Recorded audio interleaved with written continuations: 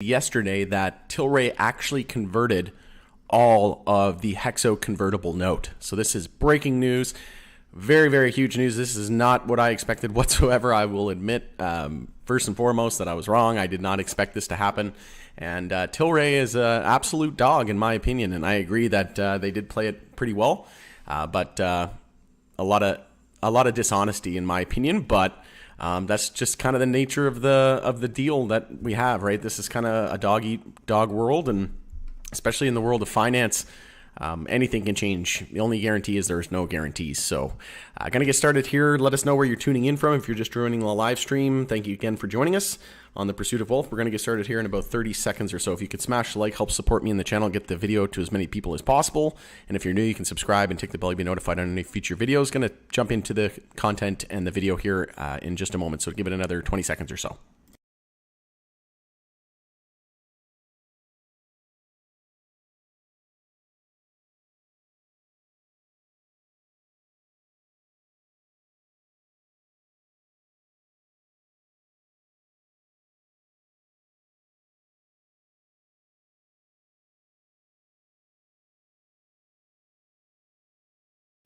All right, going to get started with the live stream. Thanks again for joining us, everybody. And huge news, breaking news. Like I said, don't know how this wasn't found out, how we didn't find out about this yesterday.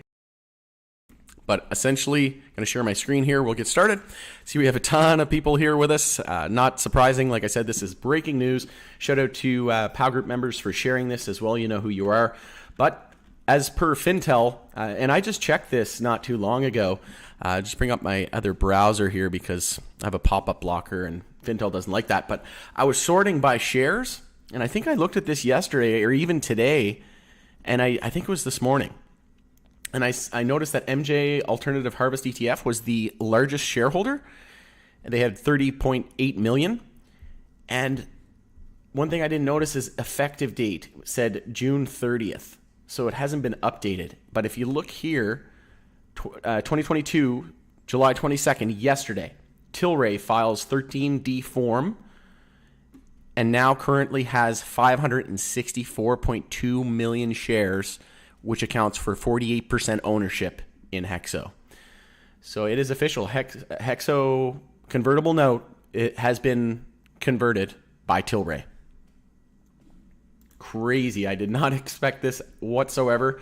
Like I said, I just did a live stream on Tilray and HEXO. It's completely off topic of this, but I don't know how people haven't noticed this. And shout out to POW Group members for sharing this. You know who you are, but wow. This is a bombshell. Tilray Inc. discloses stake in HEXO Corp. Tilray Inc. has filed a 13D form with the Securities and Exchange Commission, disclosing ownership of 564,235,830 shares of HEXO Corp. This represents 48% ownership of the company. And what is a Schedule 13D? Schedule 13D is a form that must be filed with the U.S. Securities and Exchange Commission when a person or a group acquires more than 5% of a voting class of a company's equity shares. Wow. This is insane. I can't wait to see the chat go crazy here. But a lot of speculation that this could lead to a hostile takeover. I was wrong. I'll be the first to admit it. I don't have a crystal ball. I don't know everything, but that's the great thing about, having this community and having more eyes on the market, the better. And, I really didn't think they were going to convert. It didn't really seem like the most likely scenario. But again, one thing I've learned in the world of finance is never say never. But wow, this can be perceived as bullish, bearish. Let me know in the comments below what your guys' first initial thoughts are. Do you think this is good? Do you think it's bad? Do you think they should have waited? It's going to hurt the share price. Do you think that it's good to have it out of the way? One thing I will say is that they only have 48% ownership at the moment, but that could look to they could potentially offer to buy the whole company. And we were talking about that in the POW Group private community. There could be a premium. Usually the premium is around 20%. So we'll see. We'll just have to kind of sit tight and see what happens, right? To be continued, so to speak. But at the moment, it's looking like a potential hostile takeover could come HEXO's way. Something to note, though, is that they don't absolutely have to put the companies together, right? That's that's something that could happen. But now that Tilray has converted the debt, they could still remain independent companies, right? Or Tilray could gain controlling interest over 50% of the company, and they could still stay separate, right? So I see we have a question here. So you think Tilray is lying about keeping HEXO separate? Very good question. That's one thing that I said. The first thing that I said was that they could still keep the company separate, right? Like Tilray could potentially do a hostile takeover, take over 50% ownership and have controlling interest without merging the companies together. So this doesn't mean 100% that your HEXO shares are going to be converted into Tilray shares. It could, right? There could be a ratio. We might find out there's a premium, right? We might end up getting 15 or 20 shares or however many shares of Tilray for every, so one share of Tilray for every like 10 or 20 shares of HEXO. We'll have to see what the premium is, if there is one, or if there's even a that type of a deal that's presented. But this is breaking news. I can't believe. Check this out. It was posted yesterday at 20:31. So I don't know if that's you. I don't know what time zone that's in, but late yesterday, and I did some Google searches. There's not one mainstream media outlet covering this. Granted, it's the weekend, but here's POW Group coming to you live with this breaking news before any mainstream media or anybody's talking about this. I don't know how we didn't see it. I mean, obviously late yesterday, but you would think that somebody would have came out of the weekend off shift and post about this. But I would think that there's probably going to be a lot of wind, a lot of people catching wind of this leading into Monday. And we know that Monday, HEXO is likely going to, and this could affect the whole reverse split. This could affect the whole delisting. Well, if we see a hostile takeover and our Tilray shares, if our HEXO shares end up turning into Tilray shares, well, there might not be a need for HEXO to be on the Nasdaq because our HEXO shares will turn into Tilray shares, or the company will stay independent. Do I think they're lying? It's hard to say. Never say never. And one thing you got to learn is in finance is to never really take anything too seriously. You can look at the most likely scenario, but Tilray played this really well. I mean, they tried to buy HEXO for $3 a share back in November. I just couldn't believe that they actually converted this. So now they now own 564 million shares of HEXO, representing 48% of the company. And then the next biggest holder is MJ Alternative Harvest ETF at 30.8 million shares. But where was I going with that? I was going to say Tilray converted. So now, yeah, that's what I was going to say. So if we go to Yahoo Finance, bring up HEXO here. So HEXO is currently, it says here, as per Yahoo Finance, it's usually pretty up to date as well, 500 million. So if we factor in that versus the new Tilray ownership, that's an extra 564 million. So there's going to be north of 1 billion HEXO shares. And this is what I was talking about. If Tilray converts, we'll find out about it either through a press release or through the shares going up. Shares didn't go up yet. It was a little bit delayed. There's no press release yet, likely because it came late yesterday and into the weekend.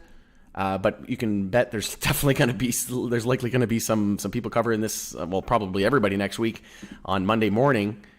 But then we can also see it through Fintel, right? So shout out to the POW Group members for highlighting this. POW Group member, you know who you are. And you were right. I was wrong. I'll be the first to admit it, and I have no problem being wrong. Like I said, I was just giving my opinion. Nothing should be taken as financial advice. I always say do your own research. This isn't financial advice. This is entertainment purposes only. I'm just literally giving you my thoughts and opinions. But, some people are saying, some people in the POW Group community are saying that this is a good thing, right? Now that we get it out of the way. Personally, I'll have to think about it a little bit more to see where I stand, but curious where everybody else stands on the stream. Let me know where your thoughts and opinions on this. We'll get into the chat here in a few minutes. I just want to see if there's anything else that I can think of that I wanted to mention. And I came on pretty abruptly. I just finished the other live stream and fine tuning a few things, and then checked the POW Group private community, and I saw that this form was filed, And this is, like I said, this is breaking news. This is massive. This is a bombshell. So now we've got over 100. Now we've got over 1 billion HEXO shares, getting close to Sundial. Sundial's got like 2.4 billion shares outstanding, but there's now about 1.1 billion shares of HEXO Corp. And like I said, we knew that they had until July 25th next week, so they could potentially see an extension, and then we could see the press release on that, on whether or not they get an extension by the 25th or the 26th. Like I said in my previous HEXO Nasdaq video, Sundial was given till February 7th to regain compliance, and they sent out a press release on the 8th of February saying that they got the 180-day extension. So by that logic, maybe we don't see it on Monday. It could be Tuesday that they notify us of the extension, right? Because they have until the 25th. And then once the 25th is over, maybe that's when they get the notice from the Nasdaq. I don't know. But potentially on Monday or Tuesday, we could see that news about the Nasdaq extension. If they get an extension, and if we find out about that on Monday or Tuesday, logic has me believe, the first thing that I would think is that, okay, well, maybe they're not going to, maybe there's not going to be an immediate hostile takeover. Could there be a hostile takeover and they get a NASDAQ extension? Yeah, that could happen, I guess. But I would think that if they get the extension, maybe that increases the odds that maybe they will stay independent, and maybe there isn't a hostile takeover attempt, or, we'll have to see. But this definitely increases the odds of a hostile takeover. There's probably going to be a lot of angry people. There's probably going to be a lot of especially people from the HEXO perspective. But, people from a Tilray perspective are probably laughing all the way to the bank, right? They're probably super ecstatic about this. But now that Tilray owns 564 million HEXO shares, the largest shareholder by far, I'm sitting at like 75,000 HEXO shares. So they got me beat by a long shot. But 564 million shares. If HEXO goes from 20 cents to 40 cents, do the math. That is big money for Tilray. What if it goes back to $5? Wow. That's just wow. Like I said, I'm completely shocked that this happened this soon. And like we said in the Power Group private community when we were conversing before I came on live, why else would they do this if it wasn't for a hostile takeover attempt, right? It's certainly looking that way. But again, we could see HEXO lose majority stake to Tilray. That doesn't mean that just because HEXO loses majority controlling interest in the company doesn't mean that they have to merge, right? They can still stay separate, even though Tilray might eventually own more than 50% of the company. So, to be continued. But this is, wow. I did not expect that whatsoever. Let me know if you're surprised, if you're in awe, if you're happy, unhappy, angry, sad, what are you? Let me know your thoughts and opinions. Is this good or bad? Seeing a lot of mixed emotions currently. Vancouver, Canada, awesome. Welcome to the live stream. Yeah, we'll jump into the chat here now. We've got over 30 people. It's 11 p.m. in the East Coast, 10 p.m. Eastern here in the West Coast. It's only 8 o'clock, so tons of people on the stream here. A few dozen, and yeah, with good reason. I mean, wow. Just wow. Sarasota. Where's Sarasota? Sarasota. Florida. Okay, cool. Hello, Florida.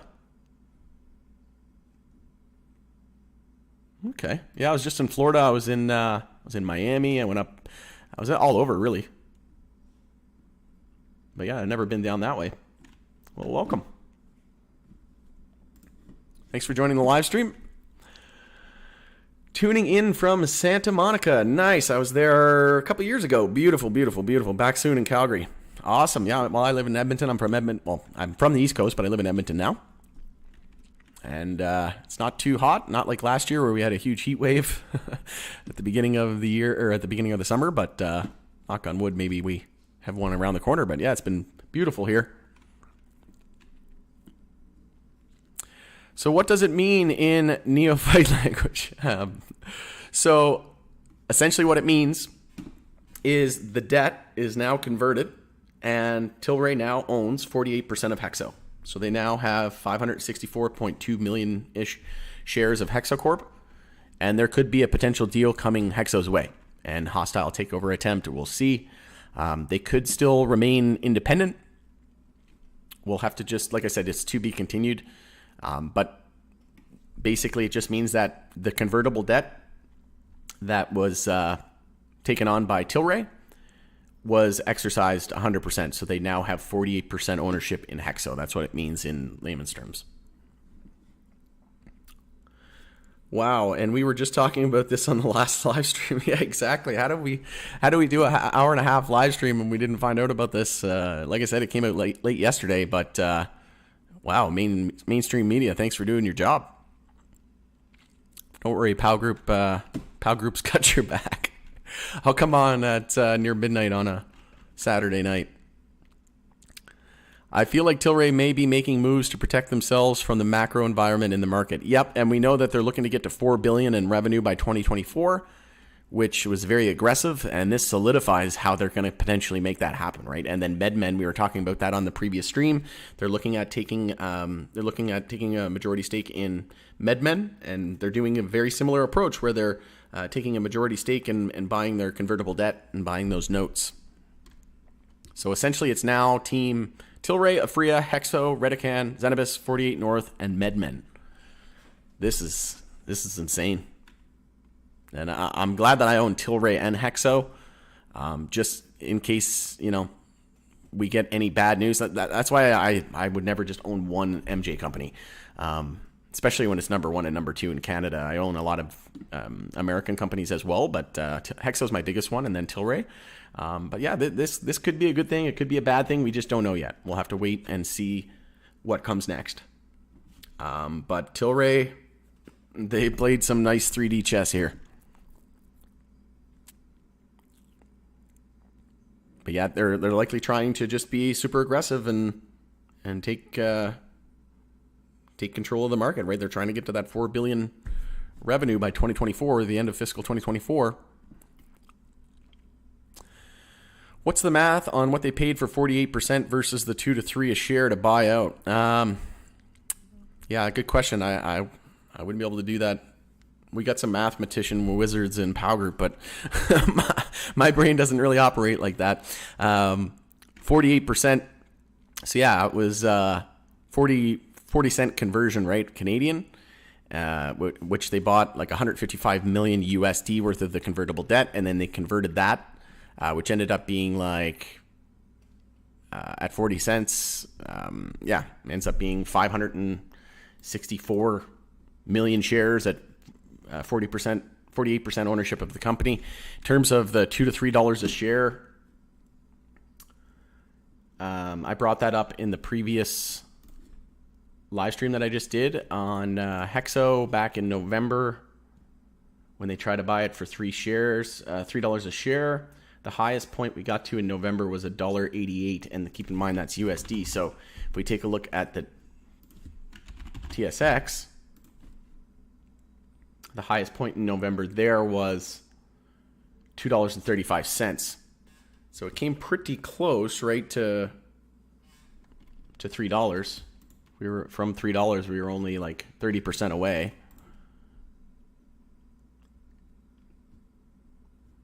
So yeah, I'd have to run the numbers, but it looks like it might have been a better deal, right, for HEXO, right? But the thing is HEXO would have gave them 100% of ownership back then, whereas now they still own 52%, right, or whatever it ends up being, right? But yeah. Yeah, I don't know. It's hard to say. I'd have to run some numbers, and like I said, we got a lot of accounting wizards in our group, and I usually rely on them a little bit more for the numbers aspect. That's not my strong suit whatsoever. I'm more of a technical guy and chart guy, and just other fundamentals. But when it comes to accounting, I always hated it. It's just not how my brain operates. But we got a lot of smart people in the group that kind of take care of that for us. But yeah, I mean, obviously, back in November, it could have worked out better in HEXO's favor, but yeah, I don't know. I think we'll see what other people think as well, but at least right now, there's no guarantee that there's no surefire guarantee that Tilray is going to take controlling interest. It's certainly looking like it. But if anybody else can add to that, by all means. I'm just going to move on, though. See, there's a ton of questions. Large volume purchase before the close on Friday. It jumped 10% before it came back down. Who, HEXO, you mean? I didn't see a ton of volume on HEXO, or did you mean Tilray? See a ton of volume. HEXO is getting close to the record monthly volume. The record was 291. This month so far we're at 219. It might have updated. Yeah, 223, and we still got 5 trading days left in the month next week. So we could easily eclipse the 291 million shares and hit a new record on HEXO. Usually volume precedes price, but yeah, wow. It's going to be an interesting week next week. We're going to find out if HEXO gets the extension. We're going to see a ton of media, I would think, covering this, and then Tilray earnings Thursday pre-market. A ton of tech earnings as well. We've got the interest rate potentially going up 75 basis points from the Fed. Next week's going to be huge in MJ and the overall broader market.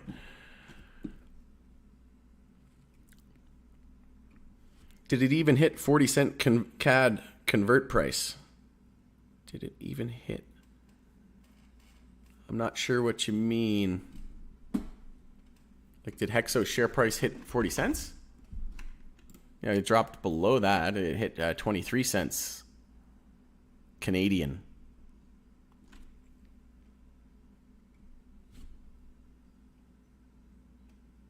But it went from 85 down to 40 cent Canadian.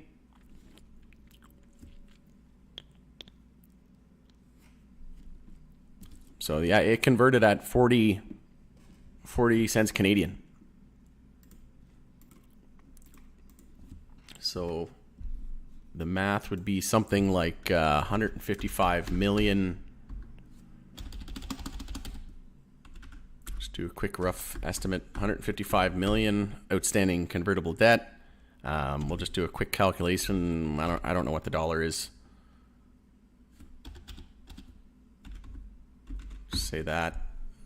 It was more than 200. I think it was like, yeah, because the dollar's been going up, right? The U.S. dollar's been going up. So I think it was like 155 million times or divided by the now I'm getting all confused. Man, it's getting late in the day here. 155 million divided by, times 1.3.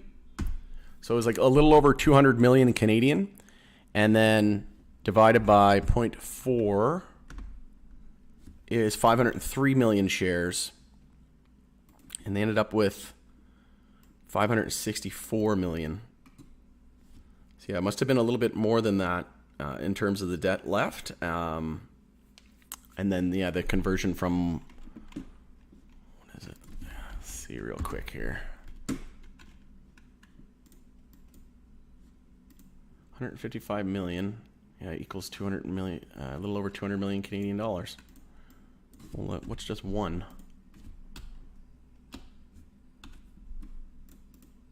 Yeah, 1.29. That's what I thought. So I put in 1.3. So 564 million is what it ended up being. But yeah, it was converted at 40 cents CAD.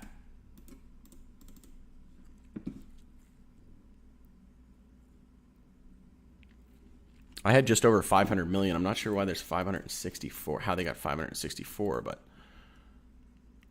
I must have been, my number must have been off on one of those. Because if we go to press releases, and what a complicated deal. Like wow. Definitely the most complicated deal in MJ history. Might even be the most complicated deal ever. Like even in the future in MJ, I hard to imagine a more complicated deal than this. And I learned a lot too through all of this, right? But yeah, the conversion price of HEXO, 40 cents per share, implies that as of July 11th, Tilray Brands would approximately 48%.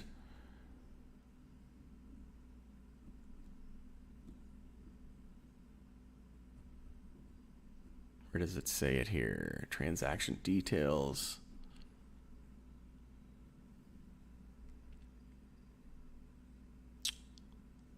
Yeah, I'm not seeing it.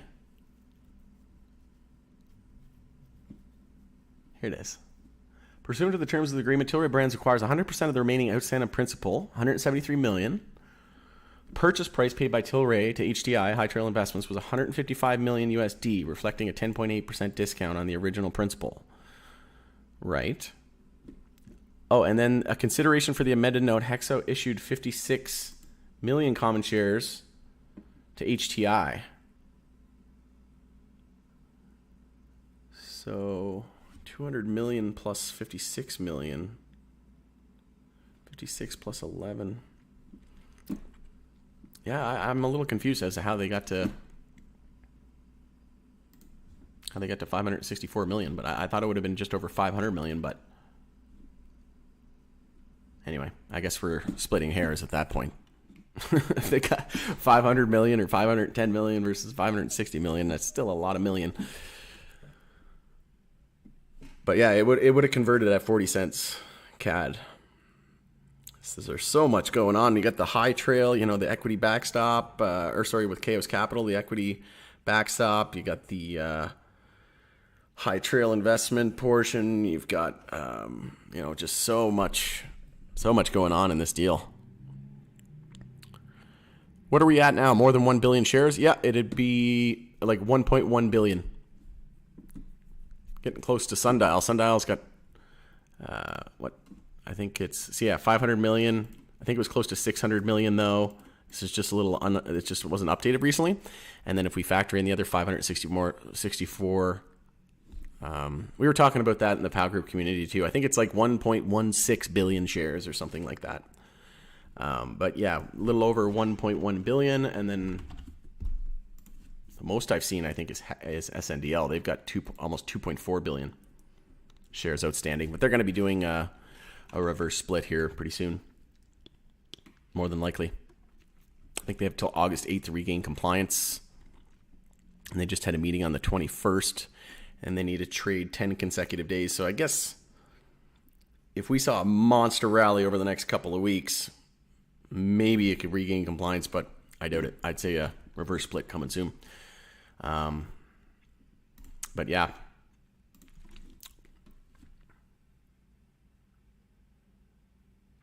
Chris, it was 13.46% from when I seen it. Okay, cool, thanks. Wow, did not expect this news. You and me both. I don't have much in either company, but I am in both. Okay, cool. Yeah, well, there's definitely lots of buying opportunity. It's a buyer's market, that's for sure. I have about 11,000-ish shares of HEXO at 51 cents. I've been in and out of Tilray swinging it. Yep. Yeah, it's personally for me, it's like we're so close to a bottom in my opinion, and we, a lot of names down 98% from their all-time highs. I think time in the market is better than timing the market. If we were at 52-week highs versus 52-week lows and all-time lows, I'd probably be swinging and doing a little bit more trading. But for me right now, once this move does happen in MJ, it's going to be a hard and fast big one. I'm not going to miss it. And I got a lot going on.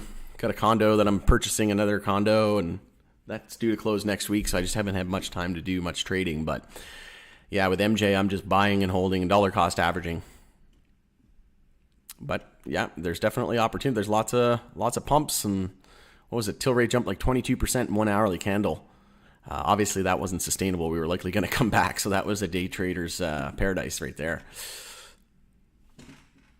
Along for the ride, you bet. It's been quite a ride, and it ain't over yet. Florida, awesome. Yeah, you bet. Madison, nice. Wisconsin, right?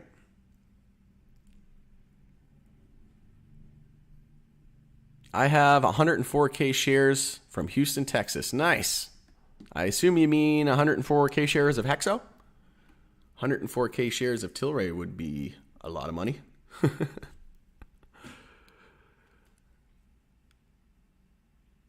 Yeah, lots of people from the U.S. It's crazy the amount of U.S. investor retail intention in HEXO. Let me know, guys, if you're everybody that's from the U.S. there, do you guys own Tilray as well, or do you just own HEXO? I'm just curious. I own way more HEXO than I do Tilray, but Tilray is my second biggest MJ position. But I'm just curious if you have any Tilray, or is HEXO your biggest one, or do you even own any Tilray shares at all? I just find it super fascinating that so many people in the U.S. love HEXO and own a ton of HEXO, but most of you haven't even tried their products, right? So that it's just crazy to me that the amount of investor interest and attention. In my opinion, HEXO truly is the most interesting, exciting MJ stock on the planet, company in the planet. Matthew, I'm in Kenosha. Nice, right on. I must be in the U.S. too, in Florida. Kenosha. Learning all kinds of things today. Oh, Wisconsin. Okay.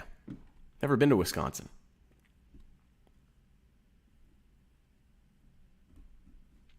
Love to go. I really want to go to Boston as well. That's another place on my bucket list. Maybe do a tour around there, do it all in one go.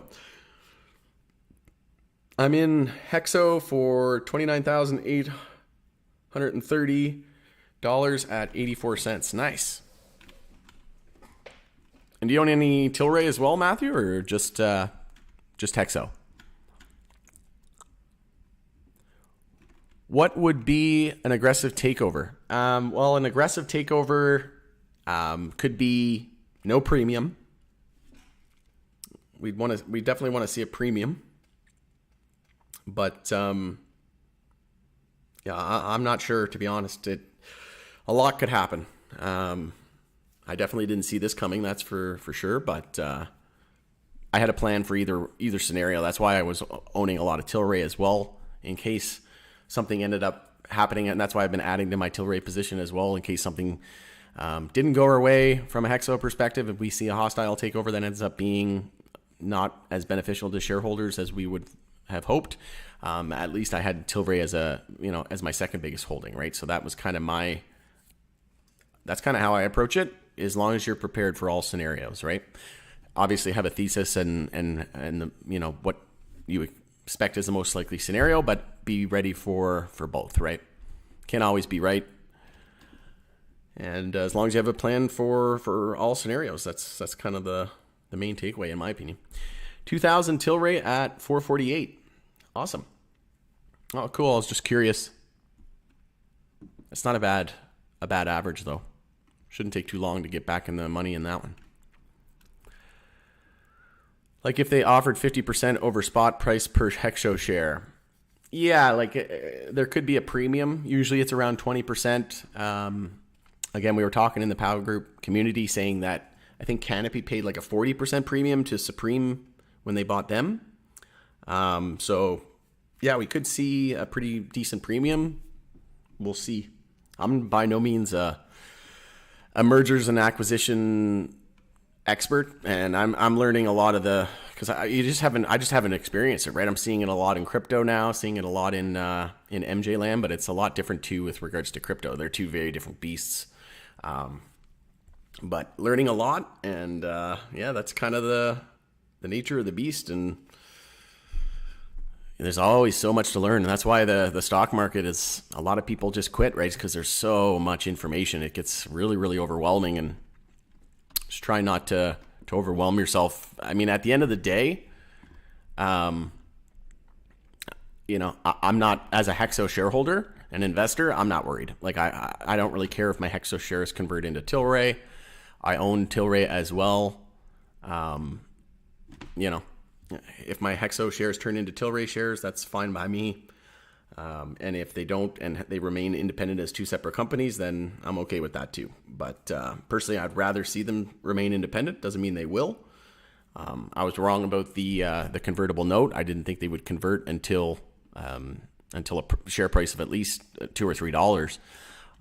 But you know, some people in the Power Group community saying that this could be a good thing. Get it out of the way. You know, again, let me know your guys' thoughts and opinions if they think this is good or bad. But I'm kind of indifferent, to be honest with you. Like either way, we're going to see these two companies working together, and it's going to be a global powerhouse. But yeah, they could get a pretty big premium. They could get no premium. We'll just have to, like I said, to be continued, right? Been holding HEXO since 2018, ride or die. Yeah, that's kind of how I look at it, right? When I invest in a company, I do thousands of hours of research, and you know, once I have my investment set, I either dollar cost average or I just hold, and I don't think HEXO is going to zero. I don't think Tilray is going to zero, but the money that I've invested into HEXO and Tilray, it's money that I don't need and that I can let sit for many, many years. The objective was to hold until US legalizes, and I really don't think they're going to go to zero, but I'll ride it to zero if I have to, or I'll ride it to an astronomically high amount, right? And I use the analogy all the time. Like Mark Cuban, when he invests, he doesn't sell because the market enters a bear market. If he's looking into doing due diligence on a company and he says he's going to put $100,000 in and he's going to invest it, not trade it. Trading is, price starts to go down, or we enter a bear market, or, a CFO gets fired, a CEO gets fired, and you sell. Well, that's a trade. You weren't investing, you were trading, and you got out because of something you didn't like. Whereas an investment, Mark Cuban, for example, would put in like $100,000, and he's either ride or die, right? It's either that $100,000 goes to zero and that's the most he can lose, but his upside potential is unlimited, right? So that's kind of the whole name of the game in investing, right? And my thesis has been correct. I said HEXO was going to become number one. They were going to become the biggest LP. I've been covering them for almost 2 years next month, and I was right. They're now number one in sales, and number one, number two LP now working together. I think there's a lot to be excited for in the future. And again, I know some people are like, oh, that's a stupid thing to say. You'd hold it to zero. Well, realistically, yes, I will, because I don't think it's going to zero. But yeah, I know how much I can lose, right? I only invested the amount of money that I was willing to lose, and I know the amount of money that I can lose, and I'm okay with it, right? That was the golden rule. I never invested any more than I was willing to lose, but my upside potential is life-changing, right?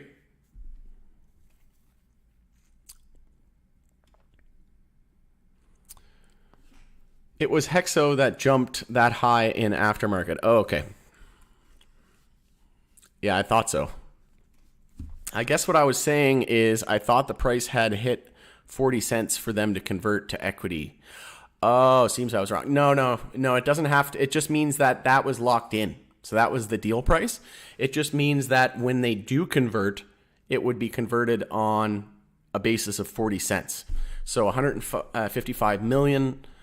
The debt they purchased, if they convert that convertible debt, it was convertible at 40 cents Canadian, which ended up being like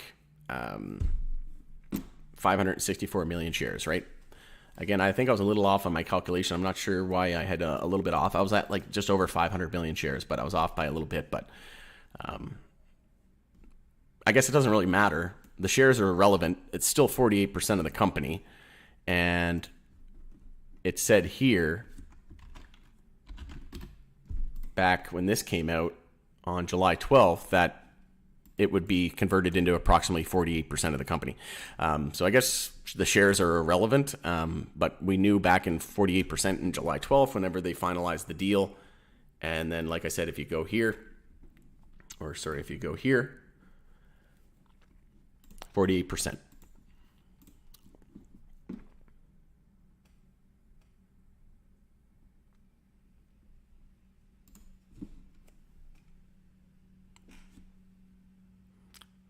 I got 100 shares of Tilray after they made the big deal with HEXO in the beginning. Way more HEXO. Okay, cool. Yeah, and like I said, it's always a good idea to own more than one MJ stock, especially when a deal like this is going through. It could either go good for HEXO, it could end up being more beneficial for HEXO, could end up being more beneficial for Tilray. And right now, it's looking like Tilray definitely got the better end of the deal, and they played it really well. the argument could be made that HEXO might have been better just to sell back. But again, they still only own 48% of the company. So versus owning 100% of the company, now they only own 48. We could still see another hostile takeover attempt, but realistically, since HEXO purchased Redecan, Tilray's been foaming at the mouth and chasing HEXO ever since. They said that Tilray CEO Irwin Simon said that he's been chasing HEXO for months, and that was back in November.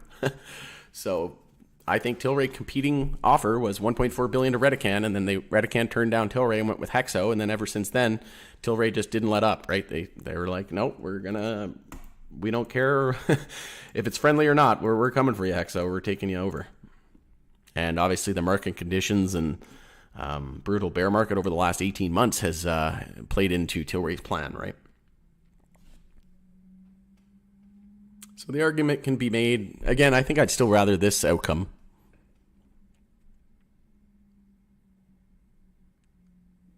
Do you think having 500 contracts calls at 50 cents expiring February 2023 is a good bet?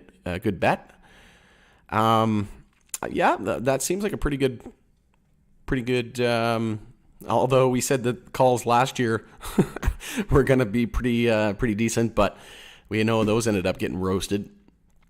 I don't think anybody had any luck buying calls with that last year, but personally, I don't trade options, especially when stocks are down 98%. I would just rather own the common shares. I find options, like, not to say option trading can't be lucrative and can't be, you can't make money at it. I personally just don't trade options. It's not really something I enjoy, and I find it more gambling than anything else. There's different strategies you can use and stuff like that, right? And collect free premium and things like that. And there's tons of people who do that in POW group as well. It's just not my cup of tea. I'm not really big into options. And like I said, when prices are down 98%, I'd rather I don't care if I time the absolute bottom. I'm okay with the prices going down after I invest or buy a position in an MJ stock, right? But as long as I'm investing near the bottom and buying near the bottom, I don't need to time the absolute bottom. I know MJ is going to be worth an absolute fortune in the future. And yeah, I would just rather own the common shares and just lock it in. I mean, you could look to exercise that, or maybe you could look to take on that trade. But I would definitely, again, not financial advice, entertainment purposes only. I'm not telling you to buy, sell, or hold, but I would encourage you to at least consider having some common shares. Also own 3 MJ ETFs: YOLO, THCX, and MSOS. Yep, absolutely. Yeah, I've got probably about 12 or 13 different MJ companies now. I've got a mix of retailers. I've got a mix of Canadian operators. I've got a mix of American operators. I've got a mix of ETFs as well. So picks and shovels, right? In the gold rush, it wasn't just the people searching for gold. It was the people selling the picks and shovels that actually made a lot of money, right? So I think it's good to diversify, and it helps ease the stress levels, that's for sure. But no, I think that's great. And if you own multiple names too, right? There's way less tribalism and cultish activity in the space, right? And I see tons of people, like, I'm in a high tide group, and they're like, oh, this is the biggest scam ever, and blah, blah, blah. And I'm just like, fundamentals don't matter. And if you bought it because of fundamentals, MJ is all down like 80 to 90%. Tilray's down like 95%. HEXO's down like 98% since February 2021 highs. And high tide's only down like 87% or something. So by that logic, high tide's doing way better, right? But you get the people who just, they think that only their MJ stock is the one that's having problems, right? But they don't clue in that, oh, there's actually other stocks that are doing worse than high tide. Just HEXO? Okay, cool. 37,000 shares of HEXO at 39 cents. Nice. Yeah, I'm at I thought I was at 50,000, but I'm actually close to 75,000 now. I think last time I counted was 72,000 at an average of about, I think it was like $1.20 or $1.30.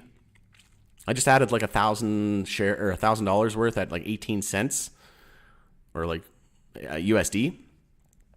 but I forget what it was Canadian, but just over 20 cents or whatever. But I ended up getting like 5,500 shares. So, wow. 104K shares at 2.1, I think that says, average down from 7. Okay, and you must mean HEXO as well. Kind of get lost in this chat now.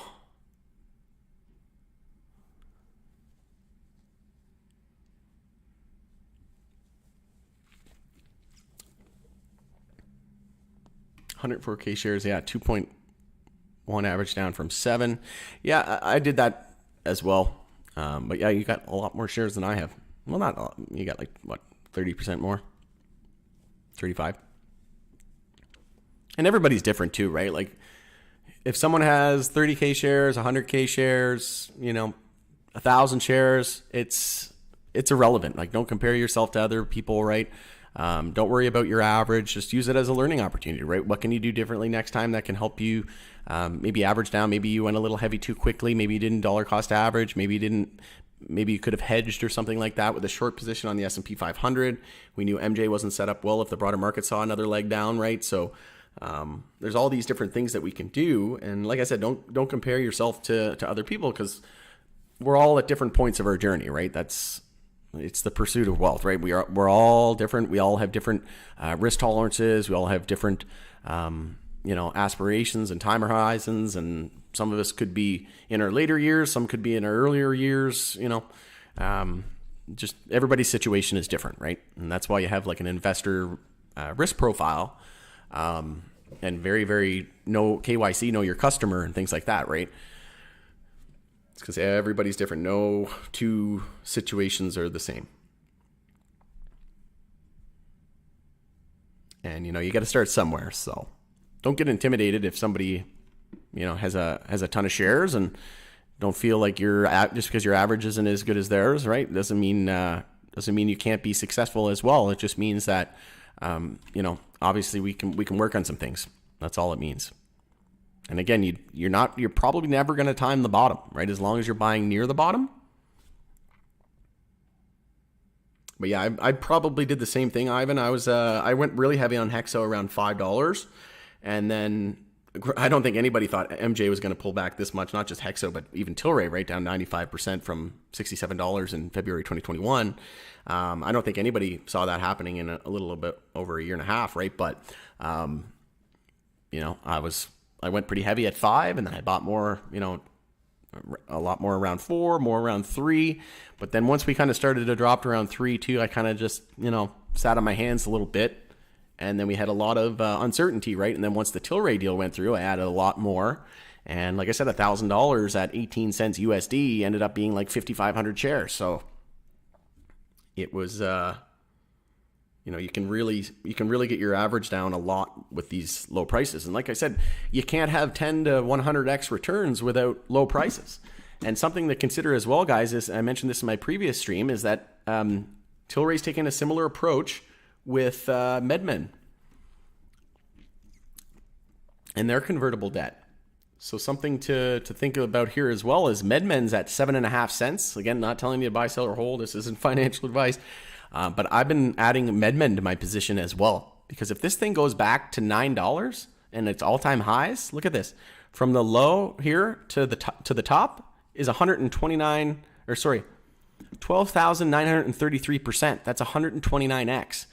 So this is where I can say I'll put $1,000. I have about 500 right now, I think it is, into MedMen, but I'm going to look to up that probably to at least 2,000. And I'll ride that sucker to zero if I have to, right?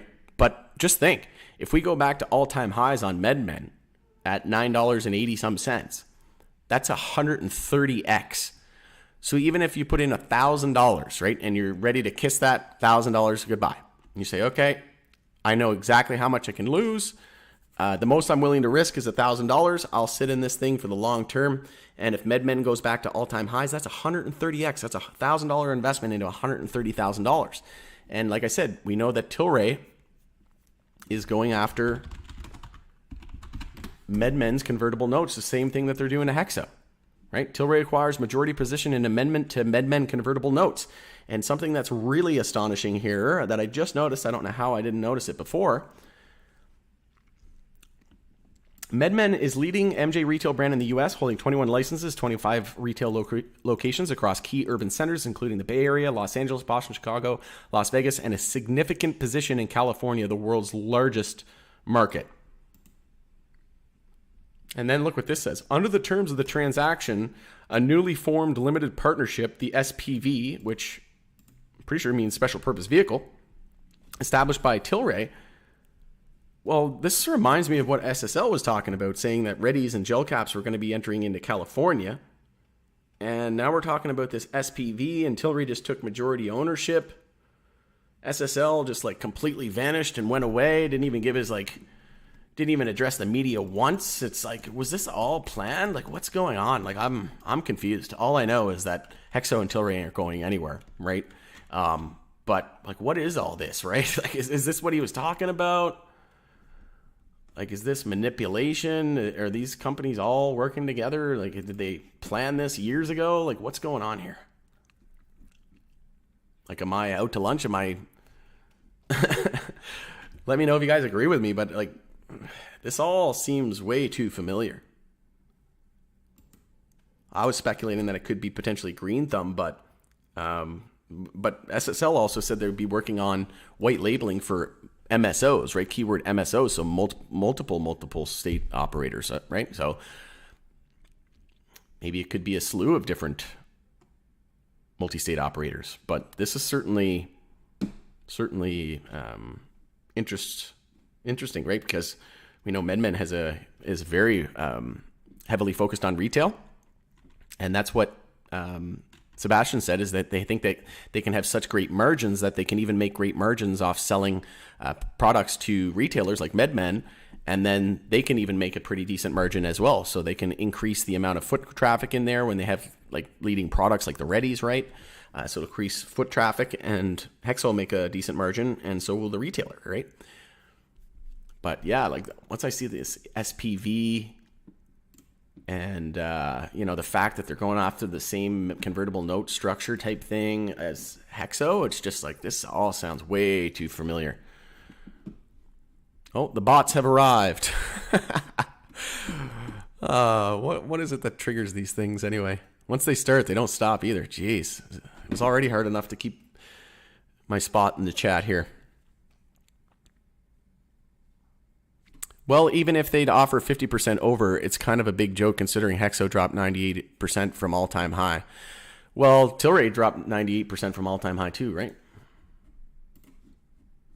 There's a lot of pissed off people, I bet, who bought Tilray back here, FOMO'd in, and look, from all-time high, we're down 99% actually. So it's not just it's not just HEXO.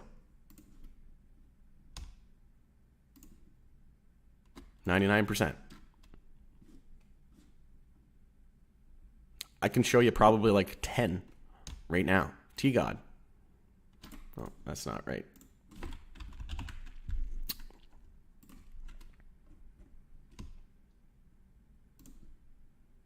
%. VFF probably holding up way better. 87%. Yeah, and like I said, these people in High Tide Group are freaking losing their ever-loving minds, and they're like, what a scam, terrible company. It's like it's only down 88% from its all-time high, right? There's some companies, a lot of companies that are down 99%. Like, consider yourself lucky. Sheesh. There's a lot of other people that have it way worse than you. If that's what you're worried about. Look at Canopy, the poster child, right? The old leader down 96%. I guess from here, it was even higher back then, right? So almost 97%. ACB. A lot of people got burned by this one, right? 99%. Cron. Definitely holding up better. Almost 90%. SNDL. 97%. All right. You get the idea? Oxley, same thing in the Oxley group, right? Oh, it's us that our stock's the worst. Well, it's only down 97% from all-time highs.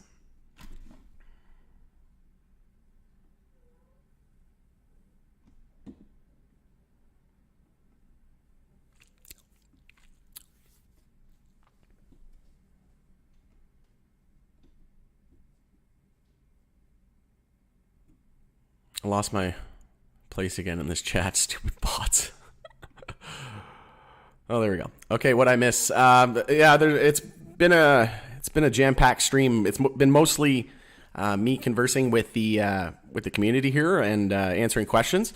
So what I would encourage anybody to do if you're tuning in late to the stream, smash a like and share the video around first and foremost. I would appreciate that, and get the video to as many people as possible so that people are aware, because like I said, no mainstream media is covering this yet. But it wasn't very long, so just go back to the beginning of the stream is the most important thing after the stream's over here, and you can go back and it was only about 15 minutes, 10 to 15 minutes, I think, and you'll get the gist. But then it was mostly just question and answers and things like that. So I sell covered calls, never lost a penny, most strike worthless for 100% profit from the premium received. Yeah, a lot of people I know at least 2 people who use that strategy. And they just continue to collect premium.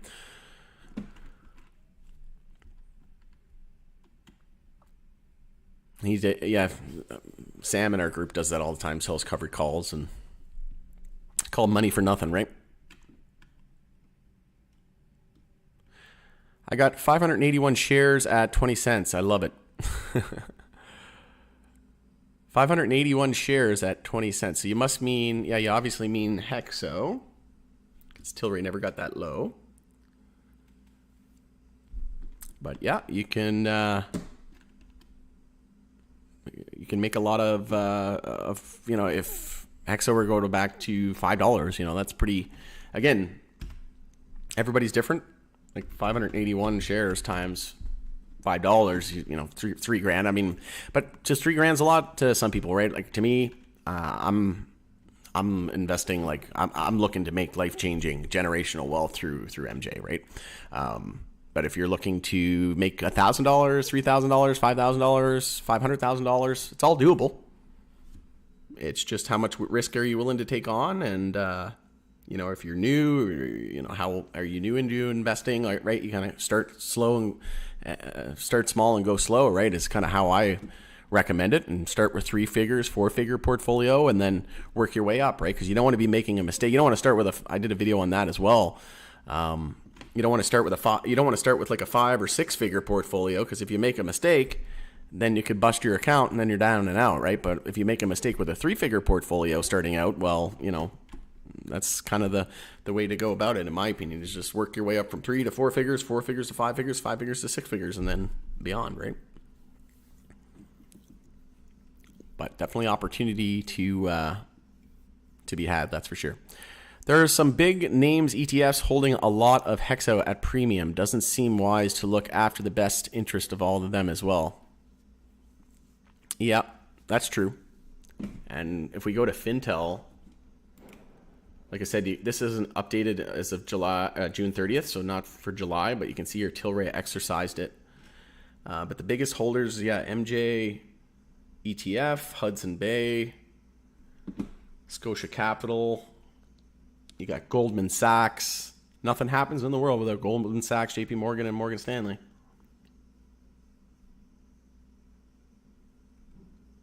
Bank of Montreal.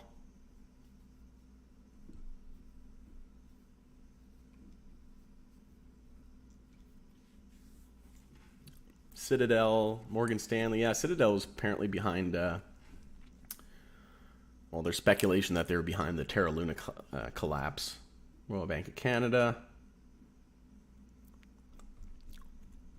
But that hasn't been updated in a while either, so we'll keep an eye out on that. Like I said, if we take a look at the HEXO chart, we're having a potential record-setting month this month. So we're currently at, what was it, 223 I said? Yeah, so 219, we'll up that to 223 million. And then 291 was the record before that.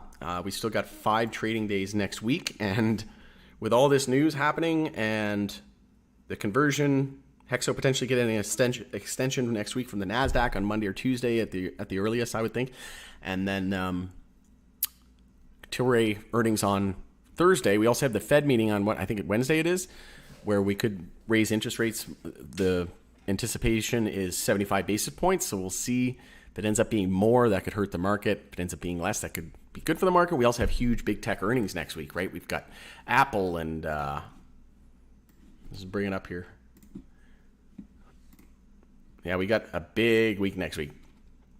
On Monday, nothing too earth-shattering. On Tuesday, got McDonald's, General Electric, Coca-Cola, UPS, Google after the bell, Microsoft, Visa, Chipotle. We should get a pretty good accurate representation of the market and the economy here after next week. Spotify, Boeing, Shopify, Meta, so Facebook, Ford, Qualcomm, Etsy, Altria, MasterCard, Pfizer, Tilray before market open Thursday, after close on Thursday, Apple, Amazon, Roku, Intel. This is a blockbuster week of earnings here. ExxonMobil, Chevron, Procter & Gamble, AstraZeneca. It's going to be an interesting week next week. I think we're going to go higher, personally. What does everybody else think? You think we're going to go up next week? Down? What's the consensus?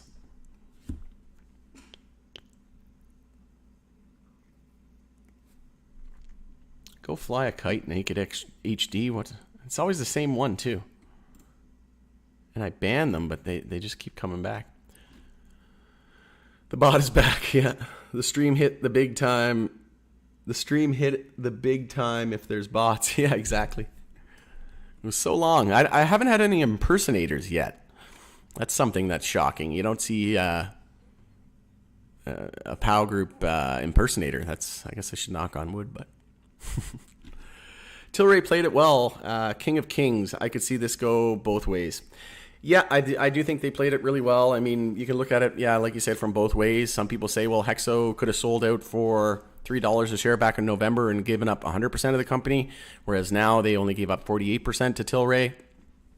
I can see it from both perspectives, but at the end of the day, I guess the main thing for me, the key takeaway, is that HEXO and Tilray are now working together, number one and number two. It's now Team Tilray, Afria, HEXO, Redecan, Zenabis, 48 North, and potentially MedMen. Again, good luck everybody else, because that is the dream team right there.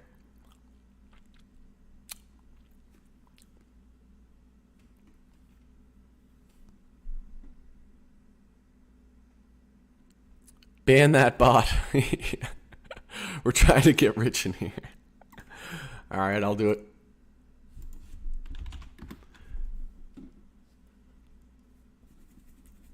Yeah, it's annoying. Like I said, it's kind of weird, though, that haven't had yet an impersonation bot.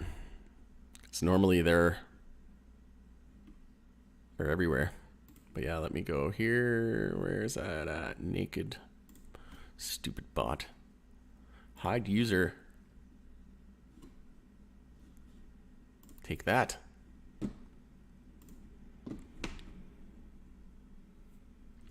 Usually takes a minute or so for it to ban. There we go.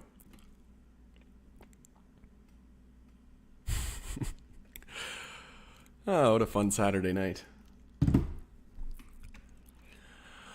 What did the post-market do at 4:30 p.m. on Friday when the news released? It didn't release on Friday, eCoop. It came out late Friday. It's a cheeky move, in my opinion. Came out yesterday. We're on now into Sunday here in the East Coast. Wow. 22%, or July 22nd, it came out at 20:31. Time zone does Fintel use?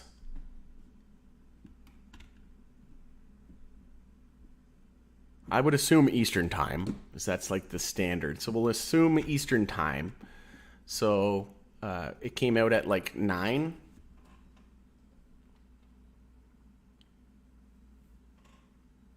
Or no, just before 9.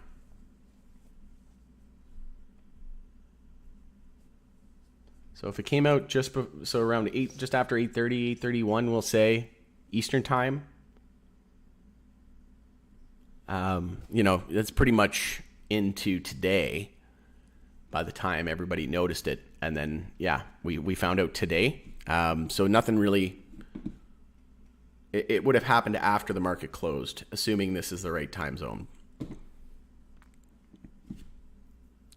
I have 17,400 shares at 13.2 Canadian. No sense selling now in Calgary, by the way. Nice. Yeah, I was just in Calgary not too long ago. Took my parents there, did a tour around. It's not Edmonton and Calgary aren't the nicest cities in the world, but yeah, I like Alberta a lot. I like Calgary. I like Edmonton a lot. And the mountains are great. And Stampede was going on shortly after that. My parents actually called me today and they said they'd like to do that maybe next year. So maybe that'll be a thing for next year. 17,400 shares though at 13.20 Canadian.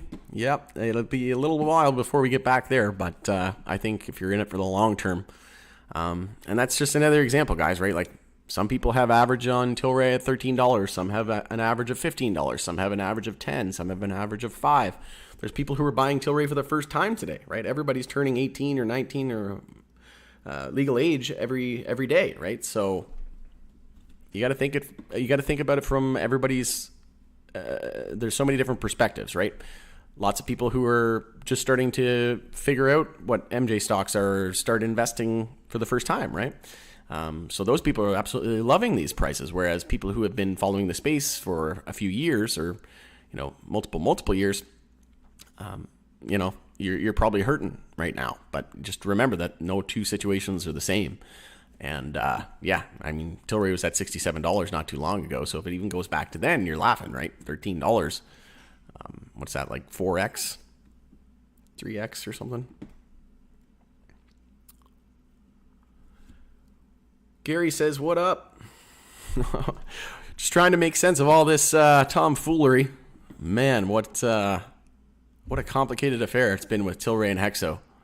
I don't think I've ever seen anything like this. Definitely the most complicated deal in MJ history and might be the most complicated deal ever in MJ.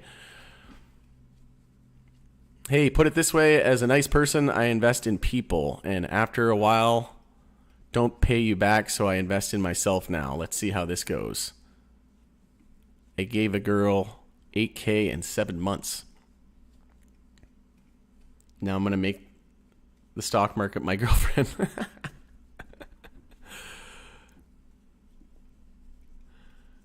I am sure there is some strategic decision made among CEOs. Yeah, exactly. And I'd love to have SSL, Sebastian St. Louis, on here to do an interview and to get his side of the story. But, you got to think. HEXO, a lot of ties to Molson Coors, a lot of big institutions now. You've got Tilray now. We're talking billions and billions of dollars traded in these names, right? So heavy institutional domination of these stocks.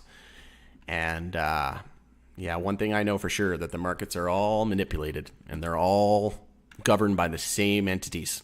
The BlackRocks, the Vanguards, the Citigroups, the JP Morgan Stanley, Goldman Sachs. They're all a part of crypto. They're all a part of MJ. They're all a part of tech. They did the same thing with tech back in their early days. They said, if you believe in the internet, you're an idiot, right? It's nothing more than a souped up fax machine, right?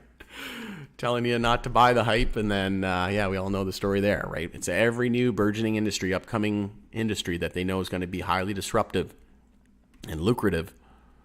They want to get their hands all over it. And it's clear that Tilray and HEXO are now the Wall Street, the smart monies and the financial institutions, the big institutional investors, main focus, in my opinion. Tilray had like $2.5 billion traded in one day, just in one day. It's like, that's a lot of money. But it's not really when you think about it in the grand scheme of things, because if you look at how much these companies have, I think BlackRock has like $10 trillion assets under management. Trillion. So 2.5 billion in one day, and that's just BlackRock, and we have all these other names. We're talking like maybe $50 trillion under, maybe that's a little high, but somewhere around probably 20 or 30 trillion worth of assets under management. And like I said, Tilray here, remember that huge move? We went up like 100% in a week. Look at that volume. In one day on Tilray, 302.8 million shares traded. So if we take on that day, we had a high of 866 and a low of 725. Whoops.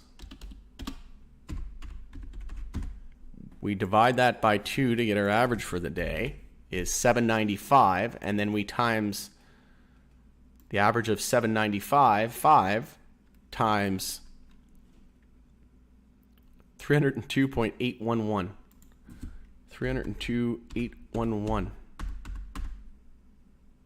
million shares. Frig. What was it? Yeah, 795 times 302.811.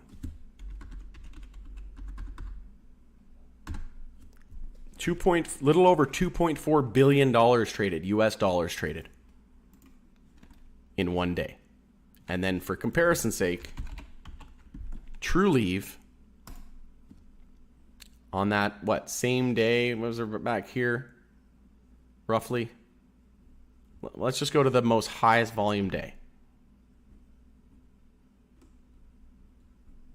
We'll just use like the most highest one recent here, just for sake of time. So they had 957,000 shares traded, and I'll just ballpark this one. So we'll say the middle here is around $36.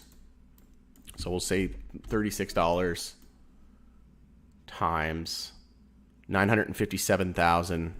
So we'll just say 958, round it up.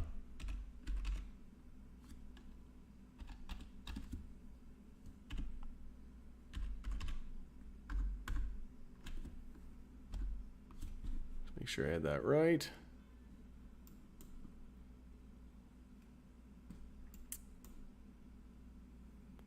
Yeah, 957,000 equals, so like not even $35 million was traded in one day, right? And then Tilray had 2.4 billion. So this is the difference, right? When TrueLeave and other MSOs uplist to the NYSE and the Nasdaq, then, right, then and only then will we see this type of stuff, right? They can't get involved, right? They can't. The floodgates haven't opened yet. So once the floodgates open and they uplist to U.S. major exchanges, that's when we're going to start to see things get pretty spicy.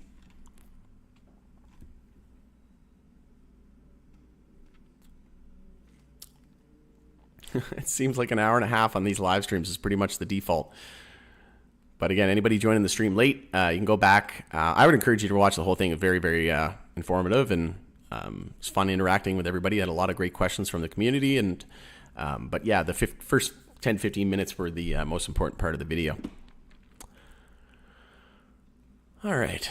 The first stock I ever bought was Boeing, and less than a week later, plane crash, trade never recovered. I hold it as a lesson of what can happen. It's been 20 years since my first stock trade. Yeah, exactly, right? And anything can happen, right? Look at Tilray, or not Tilray, look at Netflix, right? Everybody thought Netflix was a surefire, safe bet, right? And then what? In like 6 months, we dropped almost 80%, 76%, right? It's not just MJ that's volatile, right? It took MJ like way longer than that really to drop 76%, I think. If we just use Tilray, how long did it take Tilray to drop 76%? Okay, never mind. 3 months? Okay, yeah, but we had a big move, right? But maybe that's not the best example, because that one got pretty extended. Let's just take a look at HEXO. So HEXO from the high to be down around, took like 7 months to get around that same drop. But I mean, keep in mind, there's a lot more money involved in Netflix.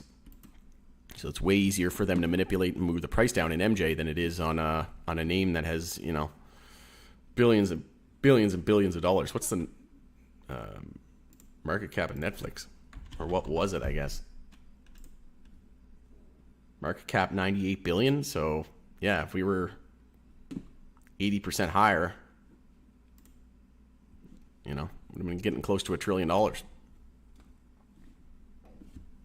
But yeah, we all have our lessons, right? And whether it be learning your lesson in MJ, whether it be through crypto, whether it be through aviation stocks, travel stocks, tech stocks, precious metals, right?